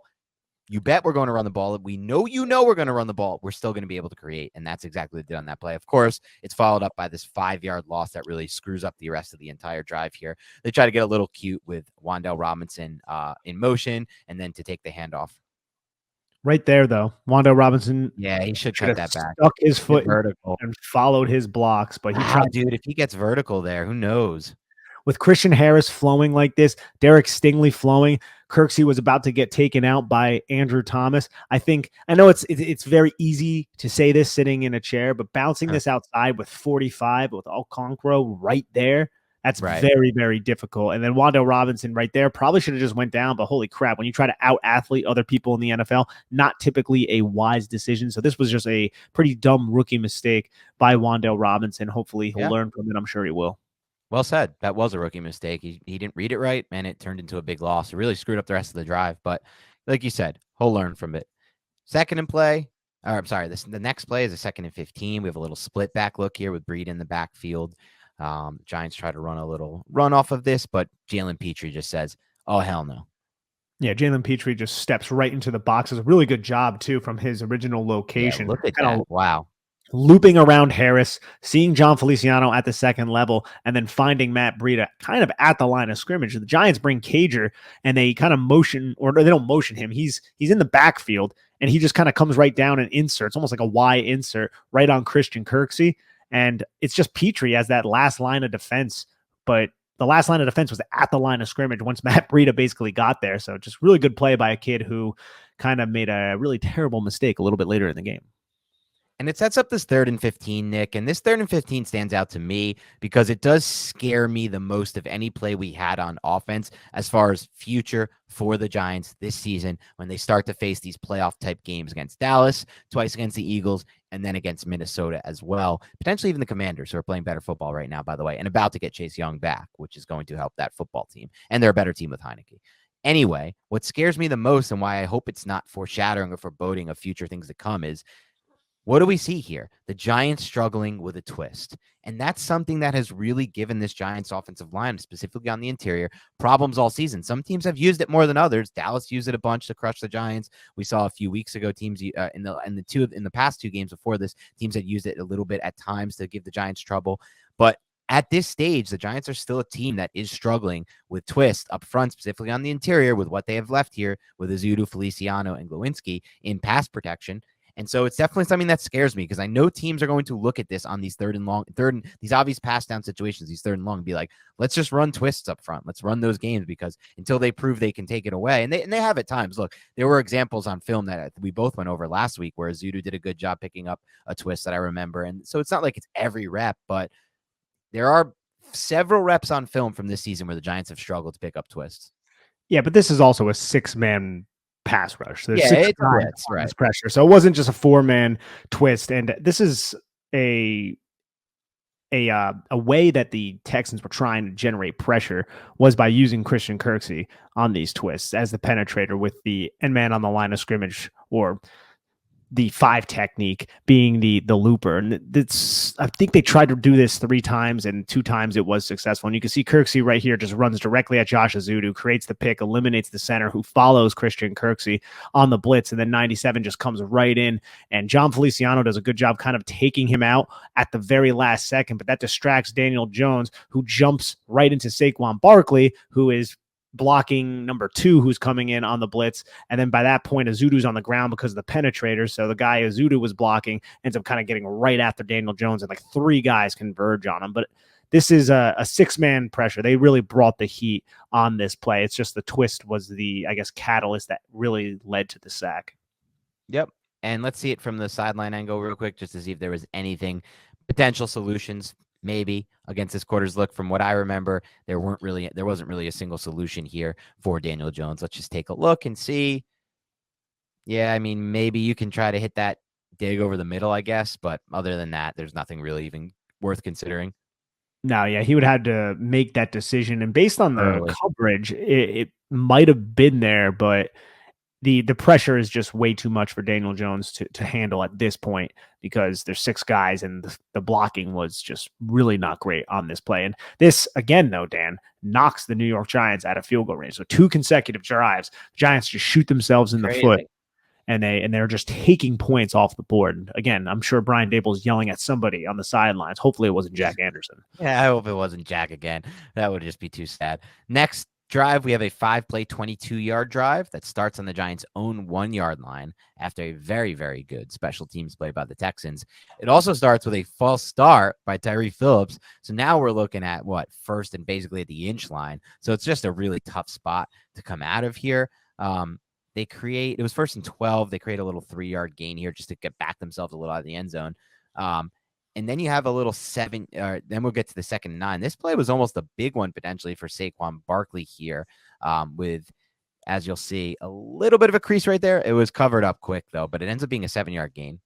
I just think this is such an impressive run by Saquon Barkley to recognize where to go. Look how narrow that hole is.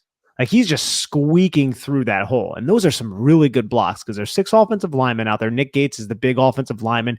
The Giants are running to the strong side here. Nick Gates makes contact with Okonkwo, or however you say that, Okoronkwo, I believe is how you say it, with Chris Myrick. So there's a double team there. It's just a duo blocking. And you can see how Nick Gates flashes his eyes on Harris. He climbs, locates Harris. But usually when you transition after a combo block with a tight end, the tight end will completely just lose the battle against the edge rusher. But watch how Chris Myrick is able to just hold up here. He holds Okoronkwo up. Crazy. And look at that hole. That is beautiful right there by Chris Myrick and Nick Gates. So I really love the blocking to the strong side using that extra offensive lineman, and the Giants end up getting a really nice gain, 7 yards to set up a 3rd and 2 while they're backed up with their own end zone scraping their ass.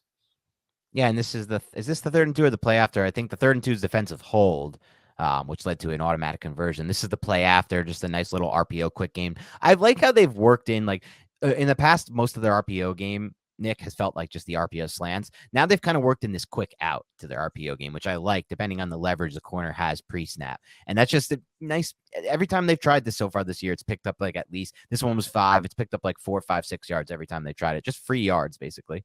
Yeah, they've opened games up. I was a little curious we didn't see more RPO against this team because Houston was playing the Giants so aggressively in terms of pinching towards the line of scrimmage.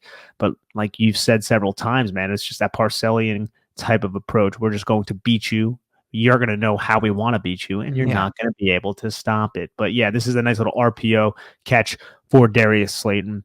What did it go for? 5 yards to set up a 2nd and 5. Yeah, nice little play. Unfortunately, this is where the drive breaks down here. This is the Kenny Golladay drop. Really good throw by Jones in stride to Golladay. It's just a crazy, inexplicable drop by Golladay. I don't know if this needs much analysis. I like something I'm sure you'll mention with the tight end, which this is something we see a lot with the Kafka system, from the route standpoint, the tight end running the route right at the player to take him away. So that's perfect. That's done well. It takes out that second dagger concept from the 3-by-1 set too. Tanner Hudson runs right at Harris. You have the dagger concept with the deep dig and the clear out just to open up Kenny Golladay on that side of the field. And Daniel Jones probably could have hit the dig, but the safety was there. But why not throw the football to Kenny Golladay in this situation? There's absolutely no reason not to, because typically when you're paying wide receivers, 5 cents, let alone $72 million, they're supposed to catch the freaking football. And he just drops this. And look at that. It's right in his hands. It's absolutely right in his hands. He actually has a step on the defender. It's just a terrible, terrible play by Kenny Golladay, who seems to just not be able to get away from these types of mistakes this season. But I think another low-key excellent takeaway from this play is Saquon Barkley in pass protection. Yes. Watch him right here. Not only does he recognize the blitz, he realizes that no one goes out to get him. He points out the blitz. He points it out, and then he was going to go in another direction, but he sees that both of the offensive linemen end up taking on Jerry Hughes here and Christian Kirksey, and nobody kicks out to get number 2. So he comes all the way across the formation, throws a block, stopping the blitz. That is a really, really good play by Saquon. It's taken his blitz protection to the next level. I mean, look, he struggled at times with it during his rookie season and throughout the last 2 years. Now he's not only improved as a pass blocker, he's one of the better pass blocking running backs I see on a weekly basis, from the recognition like you talk about, but also he has the body and the ability to actually make a play like this and get in front of this dude, stonewall him, I mean, the pass rush is stopped. And it's just crazy to watch. I mean, look, like you said, the play's designed so well that there's trash for that guy following Galladay to get over to get to him. Like you said, it creates a step. Like, dude, this not only could have been like a conversion, this could have been a huge yak play for a different kind of wide receiver here. Maybe Galladay's never been that kind of receiver, but there's enough space where he can catch that and potentially beat that freaking defender. He has a step. It's just, it's insanity really to not even come away with the first down there. It's really unfortunate, and there is a point where I almost feel bad for Kenny Me Galladay. too. I feel bad for him too. On a human level, I definitely do. And then there's the whole like, we're paying this guy so much money, he has to step up, and I totally get and understand that, but he obviously wants to catch the football and have an impact. Like, it's not like he doesn't want to have an impact on it. Like, I feel like there are some people who are trying to cultivate the narrative like, oh yeah, he just doesn't care at all. I'm like, I'm sure he cares. And he probably has a lot of issues right now because of all of these mistakes. And on a human level, I do feel bad for him, but damn, dude, you need to freaking catch freaking football, man. I also feel bad for him. I also feel bad for him on a human level if it's possible, and I think it is, that he is not the same athlete that he was post hip surgery, post another surgery this offseason. And he knows that. And that's not his fault. Like, what is he supposed to do? He's getting paid. He's under contract. He has to go out there and still play unless he wants to retire from football, which I don't think is on his mind yet. And if he retires, I don't know how it affects the pay, but I don't know if he still gets paid fully. So I don't think that's an option either. But he just might not have it anymore. You said it. He was lumbering on off the line of scrimmage. There's multiple routes. Even this one, dude. Like, watch his get off and his fire off the line of scrimmage. If you have Slayton running that route, dude, this could have been a huge play if you had Slayton run that route. Let's watch 19 just try to get across here. And the long strides help him. So that's one thing he does have going in his favor as far as running a route like this. But in general, man, that is slow off the line of scrimmage, right? Like, yeah. You could imagine Slayton running that route. Slayton is across the field, catching the football. Potentially, who knows what Slayton's going to do post-catch, because he's going to have Slayton would have more than a step right now. Wanda Robinson even would have more than a step right now. It would be like 2-3 steps closer to the 30-yard line. Jones puts the ball on target, and who knows what could happen. And look at Darius Slayton, too, man. Like, Darius Slayton out of his break on this dig route. Like, look at the body language once he realized Kenny Galladay drops the football. Like, it's just like, obviously, you're going to be upset that your player, whoever it is, it doesn't even have to be Kenny Galladay, doesn't come up with an easy catch like that, but he knows it's a missed opportunity. Probably also knows, like, my God, man, Kenny Galladay just cannot catch a break. Cannot catch anything, apparently, especially a break. Yeah, unfortunately. Sets up a 3rd and 5 for the Giants. This is the last play of the drive, leads to the punt. They run this mesh play with a little bit of hitches, but it's the play we were talking about before. Yeah, this is the play we're talking about before, but it just looks like the Houston Texans are just playing a good zone here. They drop to a good, they don't even drop. They just stay at a good depth here at the sticks. And it's just hard for this. It's close though. I mean, like, even despite all that, they almost turned this into a first down, but it's caught before the sticks, and the Texans have so many bodies around to rally to that to hold them out. This is a good read by Daniel Jones right here, and a good play call from Mike Kafka, because the Giants run the wheel towards Tanner Hudson's side, and that's going to remove Jalen Petrie from the box. And Tanner Hudson just basically steps right where Jalen Petrie was, presents a target, catches the football, but then to Petrie's credit, he does a good job kind of coming off of Saquon Barkley's route and getting to Tanner Hudson to make this tackle along with Harris. So I thought the read was fine. Jones hits his back foot, fires it. It's just Tanner Hudson couldn't pick up that half a yard he needed, and the Giants end up punting this football. And this was the last time we saw Kenny Galladay on the field. It was the last play of Kenny Galladay's career in the New York Giants. Could you imagine that? Was that a South Park thing? No, it was not a South Park thing. I mean, it kind of, I guess, sounded a little like a South Park voice, right? Like Trey Parker. Yeah. The podcast who are fans of, like, who? Trey Parker. Yeah, it was little Trey Parker. Like, for those fans of the podcast who are podcast listeners who are fans of South Park, let us know if that felt a little South Parky to you too, by the way. And by the way, I still think it's crazy that Nick is like this diehard South Park fan, and he's never seen Orgasmo or never seen or heard of Orgasmo. No, I've honestly not. Is that, I'm guessing, a Matt Stone, Trey Parker thing? It's one of their earliest movies before basketball.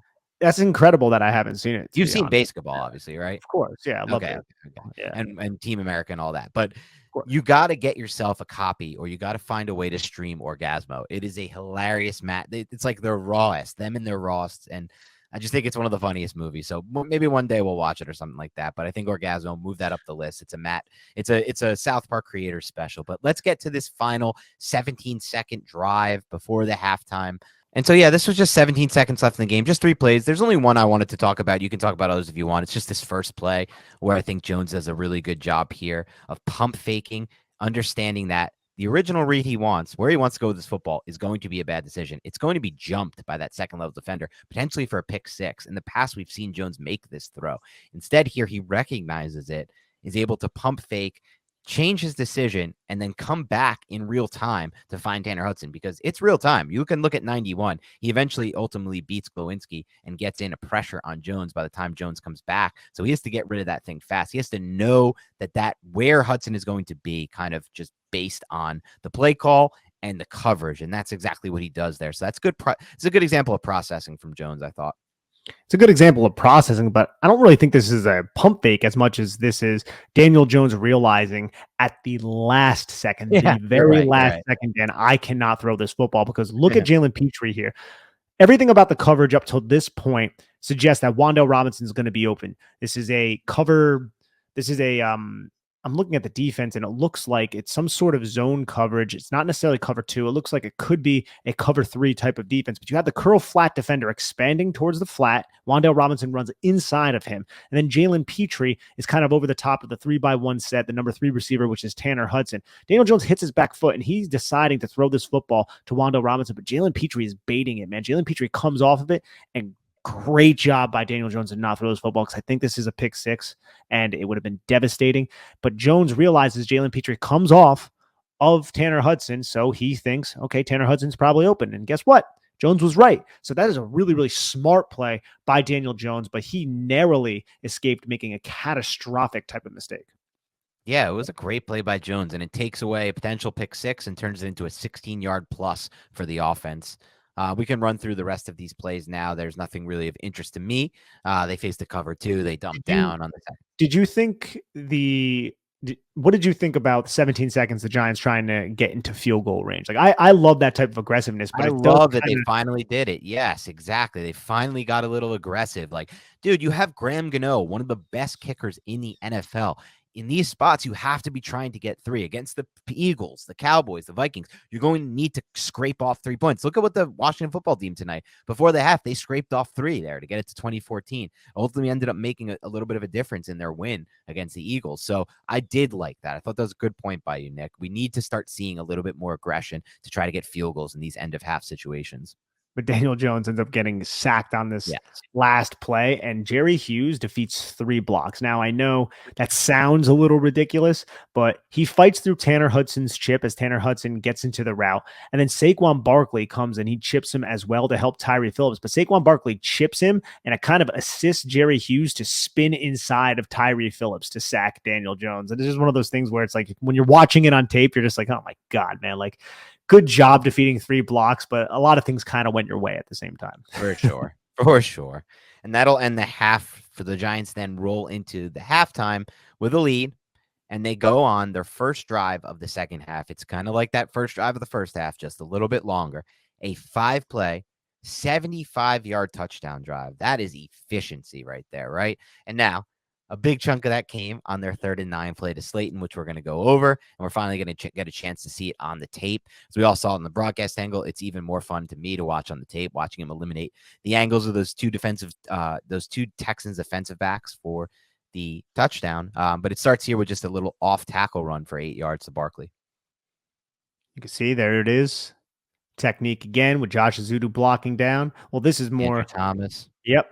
Andrew Thomas is driving that second level defender, because you want to slant inside. Good. I'm just going to push you right to another blocker.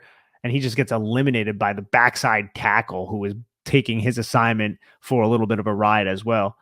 So the Giants start their drive off with a nice 8-yard run off tackle to set up this 2nd and 2, where the Giants are running no huddle, more wipe type of techniques right here. If you want to Google wipe technique, go ahead. It'll teach you a lot about back to front. And this is a 12-yard rush zone. Yep. There we go. Nice little hole. Barkley finds it and creases it. and that's a 12-yard run. So that's back-to-back 8 and 12. Nice little 20 yards to start to drive on the ground, doing what they want to do. Sets up a 1st and 10. This is a no gain for the Giants. Obviously, look, you're running the ball at this frequency. We can't expect every single play to be just a chunk play. The Texans are guessing run every time, and they're stacking to stop the run. So here's just a little 0-yard gain. Yeah, Andrew Thomas kind of gets beat around the edge, and Jerry Hughes just kind of gets a hold of Saquon Barkley's ankle just to kind of trip him up as Saquon's trying to dance a little bit in the backfield. And so it sets up a 2nd and 9 for the Giants, and they go back to something that they found success with. Again, you see that formation with Cager and the 2 wide receivers from the condensed split. Try to run a little pin pull here, but this time the Texans are ready for it. The Texans are ready for it, but I'll tell you something. Number 2 is not ready for Tyree Phillips. Watch how Tyree Phillips just plants number 2 right there. Oof. This is a pin pull concept, and the Giants are going to use Cager, Wan'Dale Robinson to kind of pin. They're going to pull the play side tackle, Tyree Phillips. Well, Cager doesn't pin. Cager actually goes around Darius Slayton, who pins, and then you have John Feliciano. What's up? This is actually a good opportunity. Let's run this one back a little bit to the start of this play. I had a special request from none other than a now avid watcher of this video. He wasn't a big listener because he didn't like that format, but now he watches every single one of these. And that's none other than my pops, Ron Schneier. Shout out Ronnie Schneier, my guy, the greatest man in the world. And he said, on the next podcast, can you and Nick please do me a favor and explain what the pin pull concept means? So this is an opportunity to do that. Okay, so yeah. Pin pull concept is exactly what it sounds like. If you're watching on YouTube, you'll see how Darius Slayton, number 86, is going to pin. He is going to block down on a defender that is towards the inside of him. And while he's doing that, there is an offensive lineman who is covered up by that defender. That would be Tyree Phillips in this case. So while Darius Slayton blocks down, Tyree Phillips is going to pull around Darius Slayton, hence the pin pull. Slayton is going to pin that defender down while Tyree Phillips pulls around him to locate other blockers, become a lead blocker, to kick out, to do whatever his assignment ends up being. But that's what a pin pull concept is. It's a power gap type of running concept. You can also see it with Mark Lewinsky, number 64, on the one technique. He's going to pin that one technique, and then John Feliciano is going to pull right around to lead block. So that's a pin pull concept. Well said. And you can see it twice there with both examples of 4 players executing that on that play. So the Giants end up taking this one for only 1 yard, though. So it sets up this 3rd and 9, and here's the big play of the game. This is, in my mind, the game-altering play. This is the reason the Giants won this game, because they created a touchdown of this length. What is this? This is a 54-yard touchdown here. You've seen it. You'll see it again now on the film here from the sideline angle. I mean, this is just incredible post-catch acceleration in second gear from Darius Slayton. You can say whatever you want about this dude, but in my mind, he's playing as good as a lot of the receivers. At least not like the top end wide receiver ones, but like back end wide receiver ones. I'll say top end wide receiver twos, because this was a phenomenal play. I don't care what your name is here. You could say what, like, this is good wide receiver play right here across the league. Yeah, I feel like this is a very good play by Darius Slayton. I think it's an impressive throw by Daniel Jones as well, because he's getting hit right here. He has to buy some time, and that's some good power right there. And now it's a little bit underthrown, but all things considered, it works out better because Jalen Petrie is angle. But all things considered, he got this football out with the Texans bringing the pressure, and again, another twist getting right into Daniel Jones's face. But I do like this play call too, man, because you have these deep horizontal crossing routes, right? Pre-snap, Houston is in too high defensive shell, right? This is a 3-by-1 set with the tight end reduced to the backside. It's one of the formations that we talked about, the formation that they pass the football out of successfully throughout this game. Wan'Dale Robinson is just going to streak over the middle of the field with Tanner Hudson. They're just basically going to form 2 deep horizontal crossing routes. And then you're going to take the number 1 receiver to the 3-by-1 side, Isaiah Hodgins. He's going to release inside and basically run directly towards Jalen Petrie. But I love this little whip route by Darius Slayton because it's a pressure look from Houston. So you're going to get man coverage across the board. And Jalen Petrie thinks that Darius Slayton is going to run an inside breaking route, a drag route, a crossing route, something along those lines, something of that nature. So he has to work over the top in his mind of Derek Stingley Jr. And you can see how he starts to do that, and he starts to work over the top, but then he realizes, oh crap, it's a whip route. Now look how Darius Slayton has about 7-8 yards of distance between himself and Jalen Petrie, and he is outside with momentum, moving towards the sideline with right underneath Isaiah Hodgins, with Isaiah Hodgins running towards Jalen Petrie. So there's a lot of things working to Darius Slayton's advantage here. I like that scheme. And also, man, this little, the pass being inside, there's a little bit of a bobble by Darius Slayton.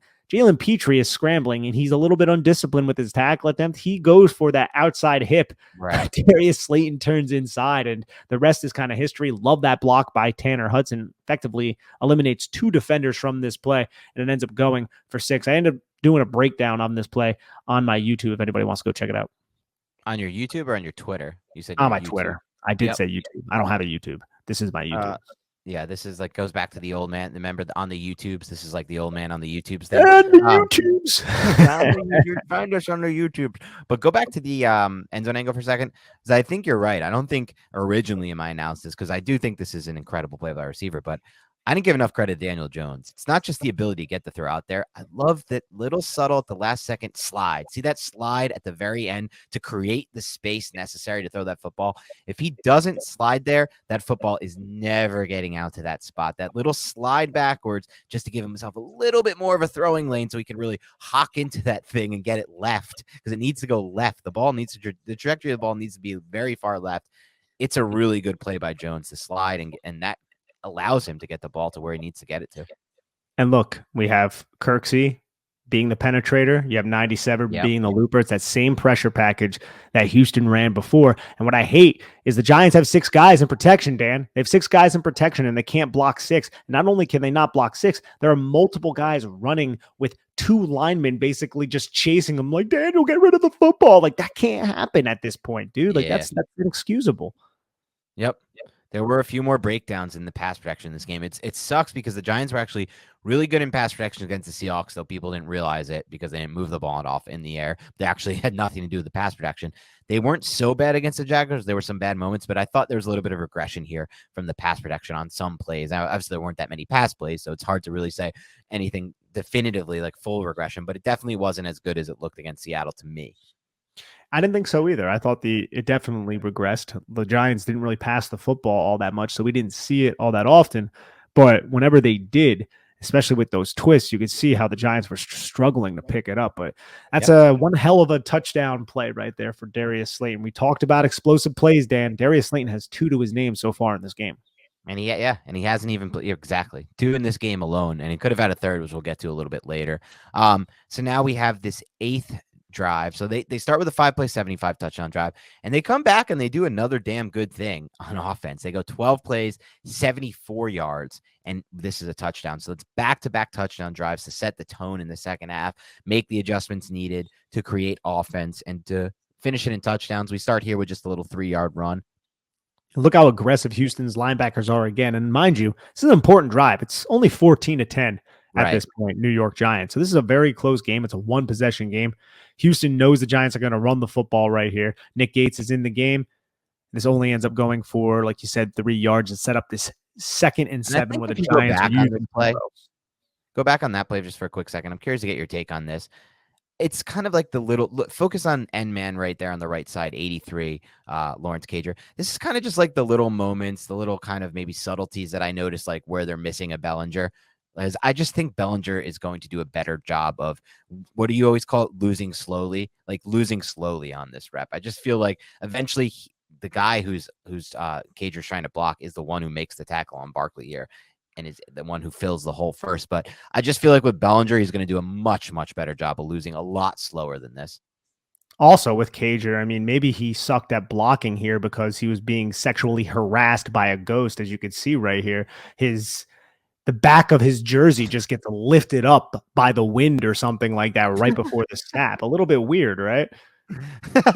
Well, you do remember this was the field where the black cat scurried across one of those Monday Night Football games like 3 or 4 years. Remember that black cat game?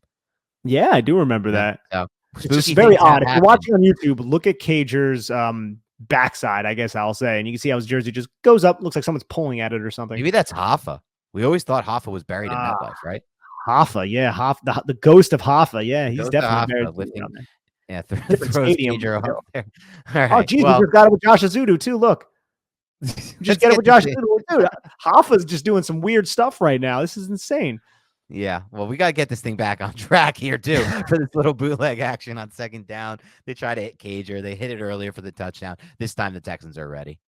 Yeah, the Texans are ready for this, and it goes for no gain. You get Cager into space, but I got to give credit to Houston's defense right here in pursuit. Number 23, Murray, does a really excellent job kind of breaking down, closing with, and getting to the hip of Cager and making a really nice open field tackle.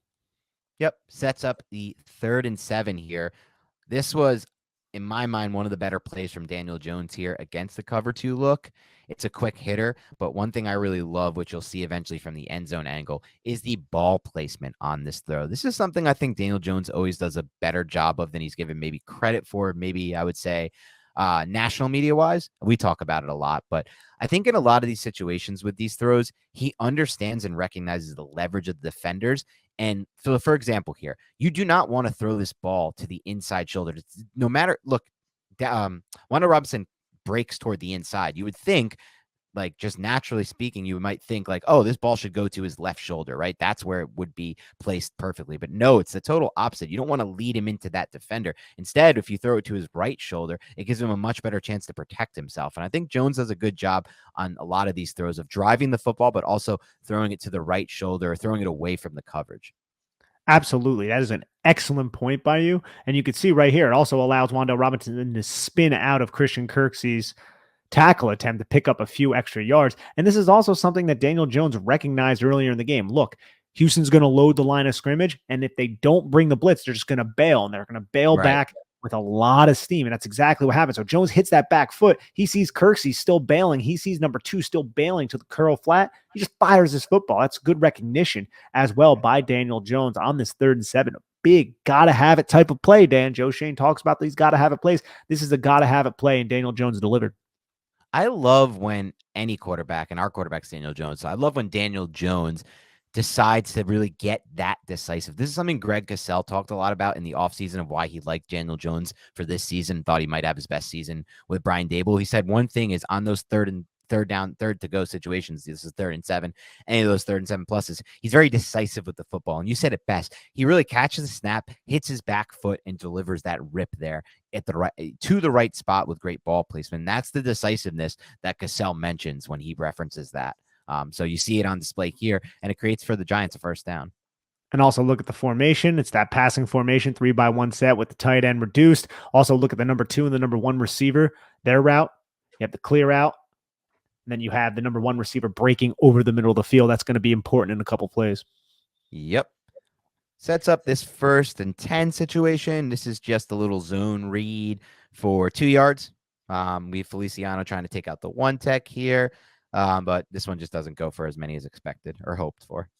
Yeah, and you also see number 21 playing the zone read, really disciplined. So Daniel Jones has to hand the football off. Feliciano, like you said, has a really good block on that 1 technique, but the play is kind of blown up around the line of scrimmage. And that was the story of the game. Like you said, 21, or whether it was him or on the other side of the line of scrimmage, everyone played that zone read pretty successfully and really accounted for Daniel Jones's rushing ability. But at least to the 2nd and 8 here, and man, oh man, this was the closest one we had in this game to being a long touchdown run. You can see it from this angle. I put in my notes the end zone angle. You could see that Saquon Barkley, first of all, excellent job by Saquon Barkley to have the vision to understand. Look at the patience. Look at how he presses the line of scrimmage so patiently before knowing and decisively using his vision to make the cut there that he has to make. Watch, patience, boom, makes the cut. And he just so slightly steps on Tyree Phillips's right foot. And you could see it from the end zone angle. Hopefully from this, it's not too small.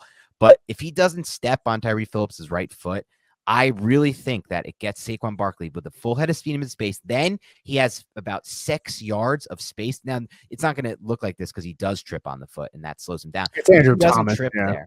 Oh, it's Andrew Thomas. Okay. Yeah. So if he doesn't slip there, or if doesn't, I should say step. Yeah, it is Thomas. If he doesn't step on Thomas's foot there, he then has a chance to be about 6 yards in between him and that safety. And that's when I know Saquon Barkley can then press his right leg, drive his right leg into the ground, and get vertical to beat that safety one-on-one. He doesn't have to then bounce it to the outside. And I think there's a chance, dude, that he could cut that thing back and rip through that safety. I've seen him do it before in the past. And so this was close. This was really close. It was really close. Also, check out Joshua Azudu. Jimmy Hoffa. Anyways, he's the back of his jersey gets swiped up. But yeah, man, I also just think the ability to regain your balance after stepping on Andrew Thomas's foot or getting tripped up or whatever happened is very impressive in its own right. This could have, like you said, been a really huge run. Yeah, and either way, though, like you said, to regain balance, it did turn into a first down run, which is awesome. 13 yards on 2nd and 8. This was the one egregious miss in my mind by Jones in the game. I know some people have said they thought it was tipped from the end zone angle. It doesn't look to me like it was tipped. I don't think it looked like to Nick like it was tipped. No, it was closer than I thought after I watched this. It looks almost like right there, like it changes trajectory, but it just doesn't appear like the hand makes contact with it unless this guy's pinky just grew like 3 inches. Who is that? I don't really think to me. So I didn't feel like my whole thing is I didn't feel like the trajectory was changed. So stop it like right here, right when he gets into that. Look at where he's aiming the football there, right? Like right here where he's aiming the football. Yeah.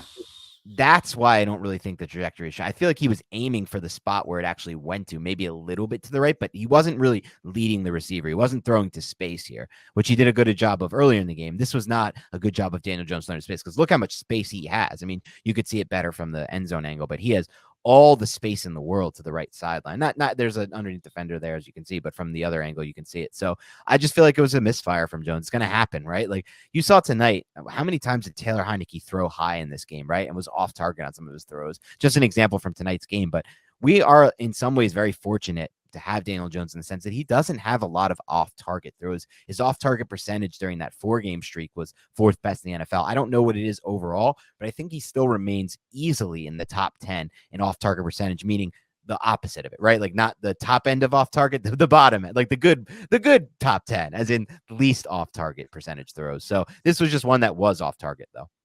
Yeah, maybe he thought Kenny Golladay was running the route, and that's where Kenny Golladay would have been if he was running the route.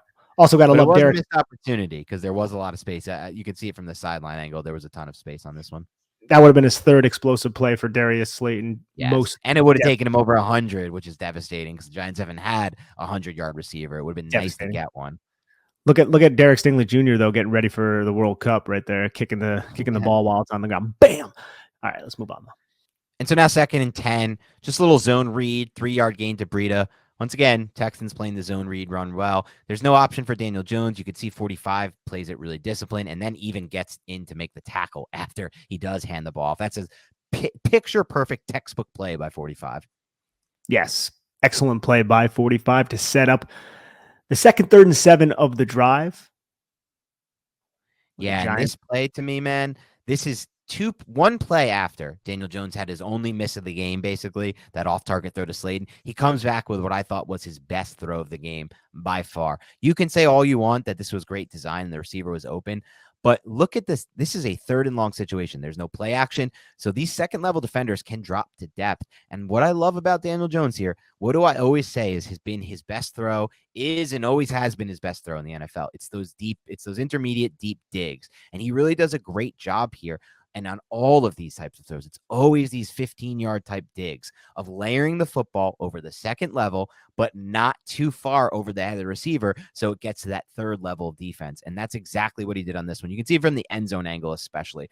I mean, he steps up through a clean pocket through the middle, but just, again, layers that football, if you can see from the end zone angle, just over the hands of that linebacker. And this is something that he does a lot. Just gets right over the top, but also not too high. Also not over the head, so it turns into an interception. And that, to me, was the best throw of the game from Jones.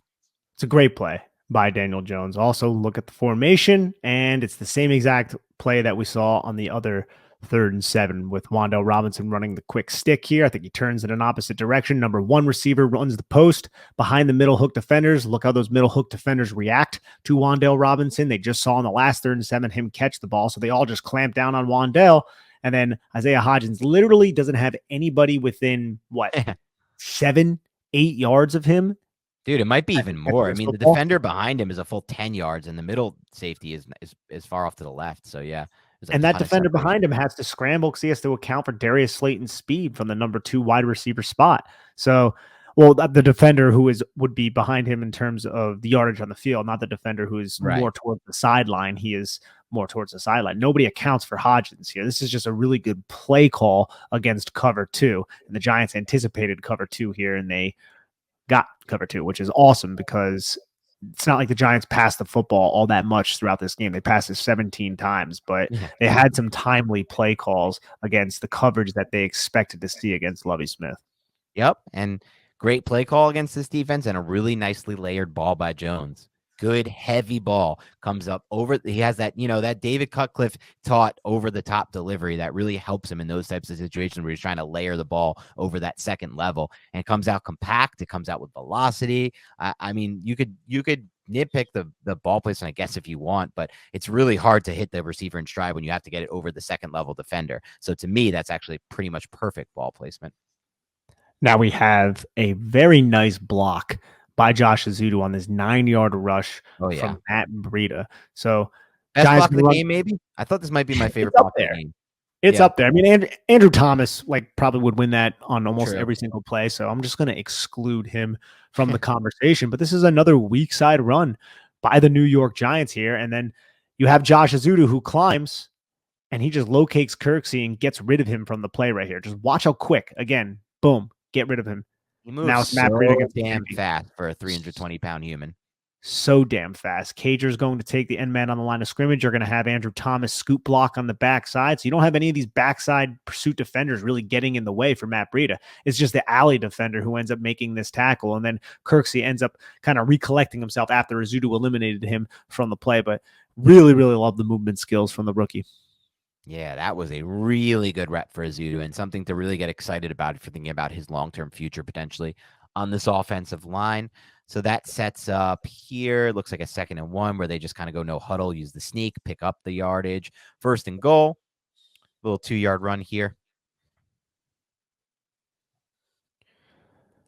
Nothing ends up happening, and then you have the 2nd and 2 touchdown. Again, another pretty impressive block, in my opinion, right there by Josh Azudu. He gets a little bit of help. And Thomas. From Andrew Thomas. He gets a little bit of help from Andrew Thomas, but if you really watch, it's mostly Josh Azudu. It's against the 3 technique. This is on the goal line. The Giants are going to hand the football off on a stretch zone type of play to Saquon Barkley. And that 3 technique is going to try to cross the face of Josh Azudu. And Josh Azudu just takes him on a ride and slams him into the ground, like guides him to the ground. Now, Andrew Thomas, you could see, makes a little bit of contact, but to me, that really looks like it's mostly Josh Azudu who just does a lot of the heavy lifting, and Andrew Thomas might assist him a little bit. I like how he gets on the ass of Azudu there and kind of just creates an extra guy, like, and it's just more of something you have to get around as defender if you want to try to penetrate through and take away Barkley. That's a touchdown for the New York Giants, and it was at this point where I started to feel pretty damn comfortable at the New York Giants. 21-10. I was never stressed, but 21-10, Houston isn't doing anything offensively up until that point. So it was a little bit more reassurance, because 14-10, man, anything can happen in a 14-10 game. Mm-hmm. You're right, but 21-10, it felt good. The Giants certainly felt good. You could see the rest of the game, they got pretty conservative with their play calling. From this point on, they got very conservative with their play calling, both on offense and defense. They allowed a lot of yards on defense, knowing they just didn't need to allow the touchdown here. But it starts this next drive, which is a 3-and-out drive for the Giants, up 21-10. They just try to they run the ball here for 1 yard here with a little G lead action. Sets up the G lead was on the previous one. I'm just running through these. This is 3 consecutive. This is 3 consecutive runs right here from the New York Giants. G lead. What I mean by G lead is the play side guard is going to be the lead blocker. You could see Mark Lewinsky. He's the lead blocker. They also pulled the center here because the front dictated that they could use Andrew Thomas to block down on the 3 technique. You use Lawrence Cager to block down on that 6 technique. And now you have 2 lead blockers for Saquon Barkley. But again, man, Houston plays this really, really well. Yes. Ends up going for 1 yard to set up a 7-yard rush by Saquon Barkley, which ends up setting up a 3rd and 2, which we'll go over here on the next play. But this is the 7-yard rush by Saquon. Yep. Looks like it could have been more too, man. It really looks like it could have been more, but I thought it was a nice cutback by Barkley on a really good vision cut. The Absolutely. vision cuts there have been, man, the vision cuts for Barkley this year are coming way, way more often than I can ever remember, including that 2018 season where I felt like a lot of the big runs were just athleticism plays. Now I feel like he's really coming to his own from a processing standpoint, especially in this offense. He really is meshing well with the run game that Mike Kafka and Dable have created for him. He really is. And look at that face mask that's missed. Someone I call the NFL. Call the NFL. Face mask and Saquon think they Barkley. got bigger face masks to worry about right now after they Oh, freaking yeah. blew the Eagles game with that call. But Yes, the Dallas Goedert one. Now, this is a 3rd and 2, and the Giants get stopped, and they're forced to punt the football. It's just a 3 and out for the New York Giants here. Yep. And that leads to the next drive for the Giants after the Texans score, I believe. So this one is a 7-play, 25-yard drive that ends in a punt. And the score is still 21-10 at this point. 21-10 at this point. Sorry, yes. So they have a chance to really put it out, to slam it down their throats here. And they actually start to drive off with a really good play. That's the annoying part. They had a chance to actually put something on with this drive with this little 17-yard double puller to get Barkley to the outside here. And look at what the Giants do. They take Lawrence Cager, who is originally to the play side, the formation the Giants like to run out of. Now it's at a shotgun, which the Giants have had success earlier in the game, running out of shotgun in these pin pull concepts. So now they go back to it. Only now they motion Lawrence Cager to the backside of the play right before the snap. What does that do? Remove Jalen Petrie from the play side. So now you're one less defender with the 2 pullers, and it's just Saquon Barkley to the field side, running in space. And the Giants do, I would say, a solid job blocking. Andrew Thomas kind of eliminates 2 guys here as he pulls into space. You can't really see it as much, but you can see how he has that guy, and then he just takes out 48 in pursuit. So great play by Andrew Thomas there. This ends up going for 17 yards. And this was an example. If the Giants had just a little bit more breathing room on that sideline, Saquon has a chance to cut that back and take it for even more because he just came a few steps from the boundary line from that cutback and potentially turning into like a classic long Saquon play, but still really good 17-yard gain to set up this 1st and 10 5-yard gain. Where Saquon Barkley hits it to the weak side, takes it for 5 yards to set up a 2nd and 5.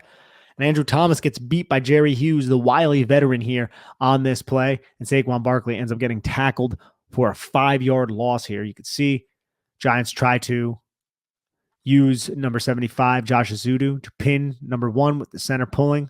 That wipe technique we talk about. Andrew Thomas just kind of gives up his outside shoulder here, and I don't think he expected Saquon Barkley to still be there. And Jerry Hughes does a really good job kind of pressing through the outside shoulder to stress Andrew Thomas, and this ends up being a big tackle for a loss. Yep, that sets up a 3rd and 10. Tough spot for the Giants. And they're actually able to get out of it. Why? Well, this is something I brought up earlier. What did Jones do last time when he was faced with a little bit of a cover 2 look in zone? He tried to run. There wasn't much there. This time, before the snap, you can see it late from this. I think the All-22 didn't capture it all, but late, just before the snap, he motions Wan'Dale Robinson and confirms the man coverage. And once he confirms man coverage, it doesn't take Jones long to snap the football, look at the coverage, and be like, you know what? Screw this. My best option is to run against this man coverage look. And more times than not, Jones is going to be able to create potential 1st downs against man coverage looks. This was a lot on him. He made a really nice cut and then kind of lowered his shoulder and was willing to take a big hit for that last yard to get over the sticks. But against man coverage, I really like sometimes when, you just decide to take it and run with the football.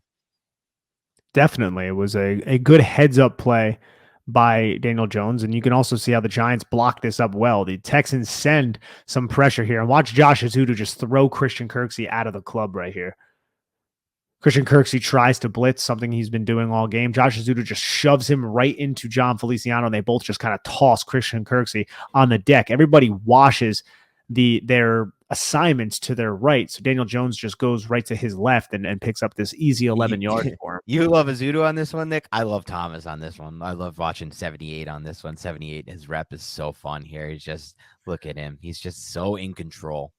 He always is, man. He always is so in control. So basically Malik Collins releases right into Andrew Thomas. Andrew Thomas just gains access to his outside shoulder, shoves him inside. And at that same time, Christian Harris, ends up going and slipping inside of Josh Azudu because Josh Azudu was with Kirksey at the time. And Andrew Thomas closes this narrow window where Harris could have slipped through and eliminates both Malik Collins and Harris from this play, which Yes. is just excellent, dude. Two guys he takes out and eliminates. And I keep hearing the names Lee Collins and Christian Kirksey, man. You know, a lot of people talk about how talent deficient the Giants roster is. When you see a team like the Texans, you realize what talent deficient really looks like, right? The Giants potentially have the best left tackle in football and potentially the best running back in football. The Texans, and on defense, they have some talent as well, obviously with the two big linemen, the Dory Jackson, the list goes on. But the Texans, man, they are so talent deficient. Christian Kirksey still starting. Like, you don't want Malik Collins and Christian Kirksey playing all these snaps. Like, this is the true definition of a talent deficient team, the Texans. They absolutely are. Now we see his own read from Daniel Jones. Hands the football at the Matt Breida. You could see 45 again, just being really, really disciplined. Yep, they're Plays not it really letting well. Jones be. This is the set. You know, we're starting to see a trend here with these teams just not willing to let Daniel Jones beat them with his legs, and that's a bit of a problem. But you know, we'll let it be a problem when it actually is a problem if the Giants lose games because of it. And then you can make a case that they were unprepared at times for Seattle and their ability to take it away, and it could have played at least some role in the Giants losing that game. But there's obviously a ton of other factors in why they lost. They fumbled 2 punts, right? So I don't know. But it's just something to keep an eye on because now teams are definitely like during the week factoring this in. Like, all right, what do we have to stop? Saquon Barkley, and then we also have to stop Daniel Jones running. Cager gets beat really bad on this 2nd and 9 rush, ends up losing a yard to set up a 3rd and 10 where the Giants come out and split back. You could see the attention paid to Wan'Dale Robinson here. Giants like to use split back here with Tanner Hudson as the quote-unquote second running back, just kind of help in pass protection. A lot of focus on Wan'Dale Robinson, anything crossing over the middle of the field. Daniel Jones ends up getting sacked on this play, but ends up being basically a cover one robber type of look. You can see how the robber from the boundary side drops down right over the top of Wan'Dale Robinson. So it's just 2-on-1. No one really gets open. The Giants just run deep curls again, which is what they ran the last time I think they passed the football. They just ran a ton of deep curls, Jason Garrett shout out type of plays. This ends up going for the sack, like I said. Okay, and so that was the last real drive for the Giants. They had one. They had to kneel down the final drive, but they had one here, just a 4-play, 8-yard drive where they just go for the field goal here. They didn't really try too much. Now, I will say this. On the one big run they had to Barkley, I would have loved, and I thought Dan Duggan made a really good comment that Barkley might have been in his head from last week where he went out of, or from 2 weeks ago, whatever it was, where he went out of bounds and almost cost them. But I would have loved Barkley to get vertical at the very end of that, plant his left leg and just drive his shoulder into the defender and probably pick up the first down, but at the very least stay in bounds. So instead of sliding there, just plant that left leg, drive into the defender. You might get the first down there. Yeah, I think that's one way you can look at it, but we know that Saquon Barkley was really in his head about going out of bounds. Getting out of bounds. Yeah, that was the first thing. He's just like, I don't want to get out of bounds. Yeah, which is fine. Yeah, I totally understand that, but this is just a play just to kick that field goal, go up by a reasonable amount. At this point, it would have been what? Going 11, up by 11 before the Houston Texans kicked their field goal to make it a 24-16 game. Graham Gano kicks it, as you guys see. Giants end up earning this victory. Yes, so now let's do some superlatives to wrap this bad boy up, Nick. Okay, give me your unheralded player from the offense on tape. Unheralded player from the offense on tape, Darius Slayton. Very heralded, right? Very heralded. I'm going to go with Josh Ezeudu. Josh Ezeudu, he's a left guard that we have chastised at times for mental mistakes. I don't think this was a perfect game from Ezeudu, but man, the flashes are really, really bright, and I can't wait for them to just be lit all the time. So I'm going to definitely go with Josh Ezeudu. You stole mine. Now I got to think on my feet. Well, there were others in the mix. I'll just go to those. Ezeudu would have been my pick, but I don't like to repeat unless it's like so obvious that we need to repeat, just to give them the credit they deserve. I have two guys that also come into mind to me. One would be Mark Lewinsky, who again I mentioned earlier was good in the run game in this game. When he's just allowed to run block, he's a fine player for the Giants. It's when he has to pass block a lot that's when you start to worry about him on this roster. And yet I still like the signing because it gives us depth. So it's either him or Cager for me, because Cager's touchdown was a damn good individual play by him. And again, like I said, if you throw that to some lumbering tight end, or the tight end makes a mistake on that and he gets tackled for no gain or a loss of one, now you got 3rd and 10, 3rd and goal to go from the 10. That's almost always resulting in a field goal. So that gave us an extra 4 points. So between those two, I'm going to give it to Cager. I like that. Yeah. I think Cager was on my short list of players. I think he definitely needs work as a blocker right That's now. the thing, Yeah. yes. Like there's a Which is why I was huge. surprised he played so many snaps, weren't you? I was a little Yeah, surprised, but I think his profile as a route runner and what he was doing as an H-back and how it was a yeah. distraction to the defense. And also, I think the Giants were just trying out different things with Cager. I think he can block like a tight end can block. He could block like a Tanner Hudson can block. It's just you have Chris Myrick out there a lot of the times. Cager is a big upgrade over Chris Myrick, I'd say, in terms of Oh, receiving, yeah. but Myrick is just a much better blocker than he is. And Bellinger, he is Bellinger might not be as athletic as Cager, but Bellinger all around is a much better prospect, or I shouldn't even say prospect, better player than Play, yeah. Cager is at this point. For sure. Without a doubt. Okay, Nick, why don't you give me your well, let's just do best player on. We can get to best throw, best route, and best play call after this, and then finish up with the blocking grades. But why don't you give me your best player on film in this game? So I think there are two guys that are really coming to my mind for the best player, and they're not the same two that we always go over. One of them is, and that's Saquon Barkley. And the second one is your guy that you've been talking up a lot, and that's Darius Slayton. I think I am going to go with Darius Slayton, who had several impact plays. Yeah, he only had 3 catches, but I don't know if the Giants win this football game. They probably do because it's the Houston Texans, but Darius Slayton was a huge impact player in this game. So I think it's well deserved to go with Darius Slayton here. Yeah, that's a good call. I'm fine with it. I would, for me, it's definitely Saquon Barkley over Slayton, just because the reason why I'm giving it to him is because the Texans knew the Giants wanted to run the football. The Giants didn't hide it at all. There was no games. They lined up, like you said, at times with like 8 offensive linemen. A lot of times just 6 offensive linemen, but even that is ridiculous. And he had to get a lot of tough yards in this game. There weren't a lot of holes for him. Even the blocking was good sometimes, but then there was still an extra defender because they were really accounting for Saquon Barkley. The safeties played at no depth in this game from the Texans. They really, at this point, teams are just daring the Giants to even just attempt to throw downfield because the Giants don't really even do that at all. And so that makes it really difficult for Barkley. He has to get a lot of tough yards in a game like this. And he racks up over 150 yards despite everything working against the run game from a schematic standpoint. And for that reason alone, he deserves, in my mind, the definite player of the game.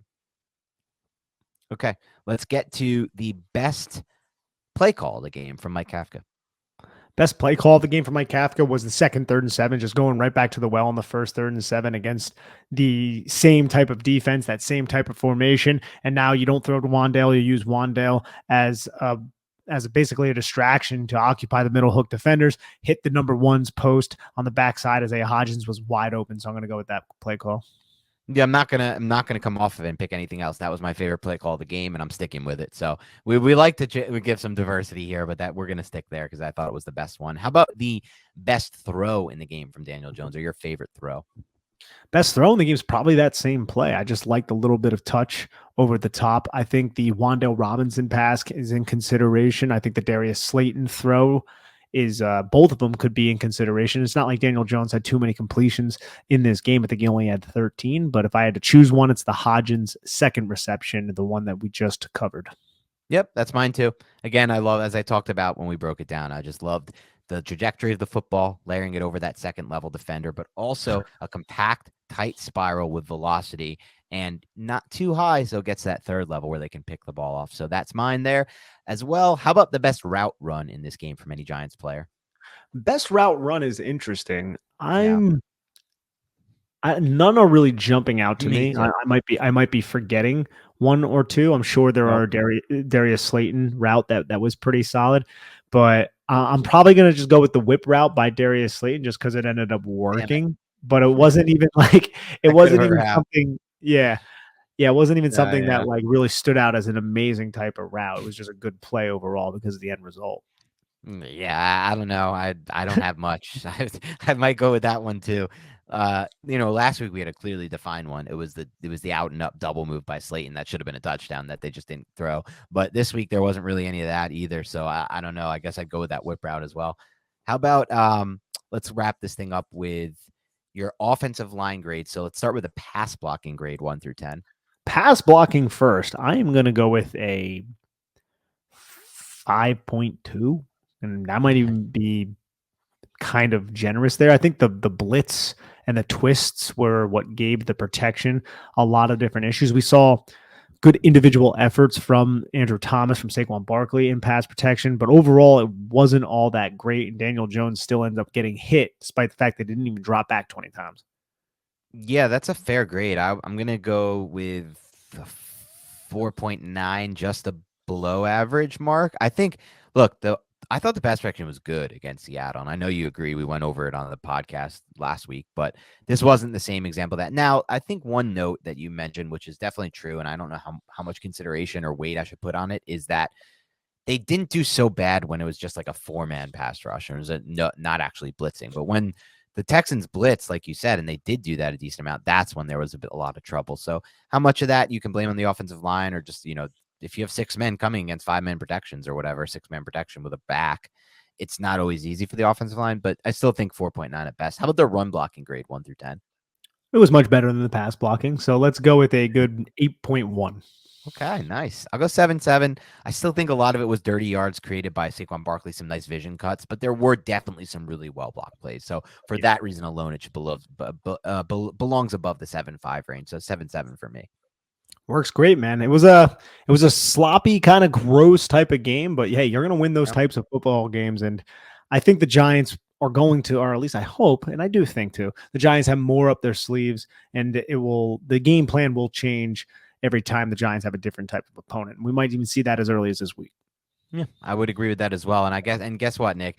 If you ask Andrew Thomas, Josh Azudu, John Feliciano, Mark Lewinsky, and Terry Phillips what their favorite game of the season so far was, it is going to be without a doubt this one. If you let an offensive line have a game like that where they do not have to get into pass sets almost ever, and they're just moving forward all game, that's an offensive lineman's dream. So they are thrilled with Brian Daboll and Kafka this week after doing that for a whole game. And so, you know what? You made them happy. You made Saquon Barkley happy. You made Giants fans happy. Like I said, we don't need the style points. Do we want them? Yeah, sure, fine. Everybody wants to. We all wanted a 28-point win over the Texans. It would have been fun. We would have been like, see, the Giants are for real. You better watch out. But like, there's nothing to really gain other than that fun of having the week where you're like, see, we won by 28. We can do that. Instead, you still get the win either way. And now, like I said, you lowered the chances of the loss in this one. There really, how many, besides that one play where Jones made a really good decision to not throw the football, which might have been a pick six of Jalen Petrie, there wasn't a single other play where I felt like the Giants put the ball in harm's way. No, there really wasn't. And the pick six, I mean, the ball didn't get put into harm's way. Right. Because even that. Daniel Jones ended up, like, that was a really good play by Daniel Jones. Yes. Like, you could even say that was his best throw, even though it was a simple throw to Tanner Hudson, who was wide open. But from the mental standpoint, if you're going to factor that in, that literally was a game-changing type of decision in Daniel Jones' mind that happened in a split second, because he was like, oh, I'm going to throw that football. No, I'm not going to throw that football. Okay, that guy's open. Let me hit him. And that could have been disastrous, dude. You're right. And that was a great, like you said, excellent job processing there. All right, that's all we have for today on the Big Blue Banter Offensive Film Podcast Breakdown. Keep it locked and loaded. Tomorrow will be the defensive breakdown. I think we're going to have 2 different Lions previews this week, by the way.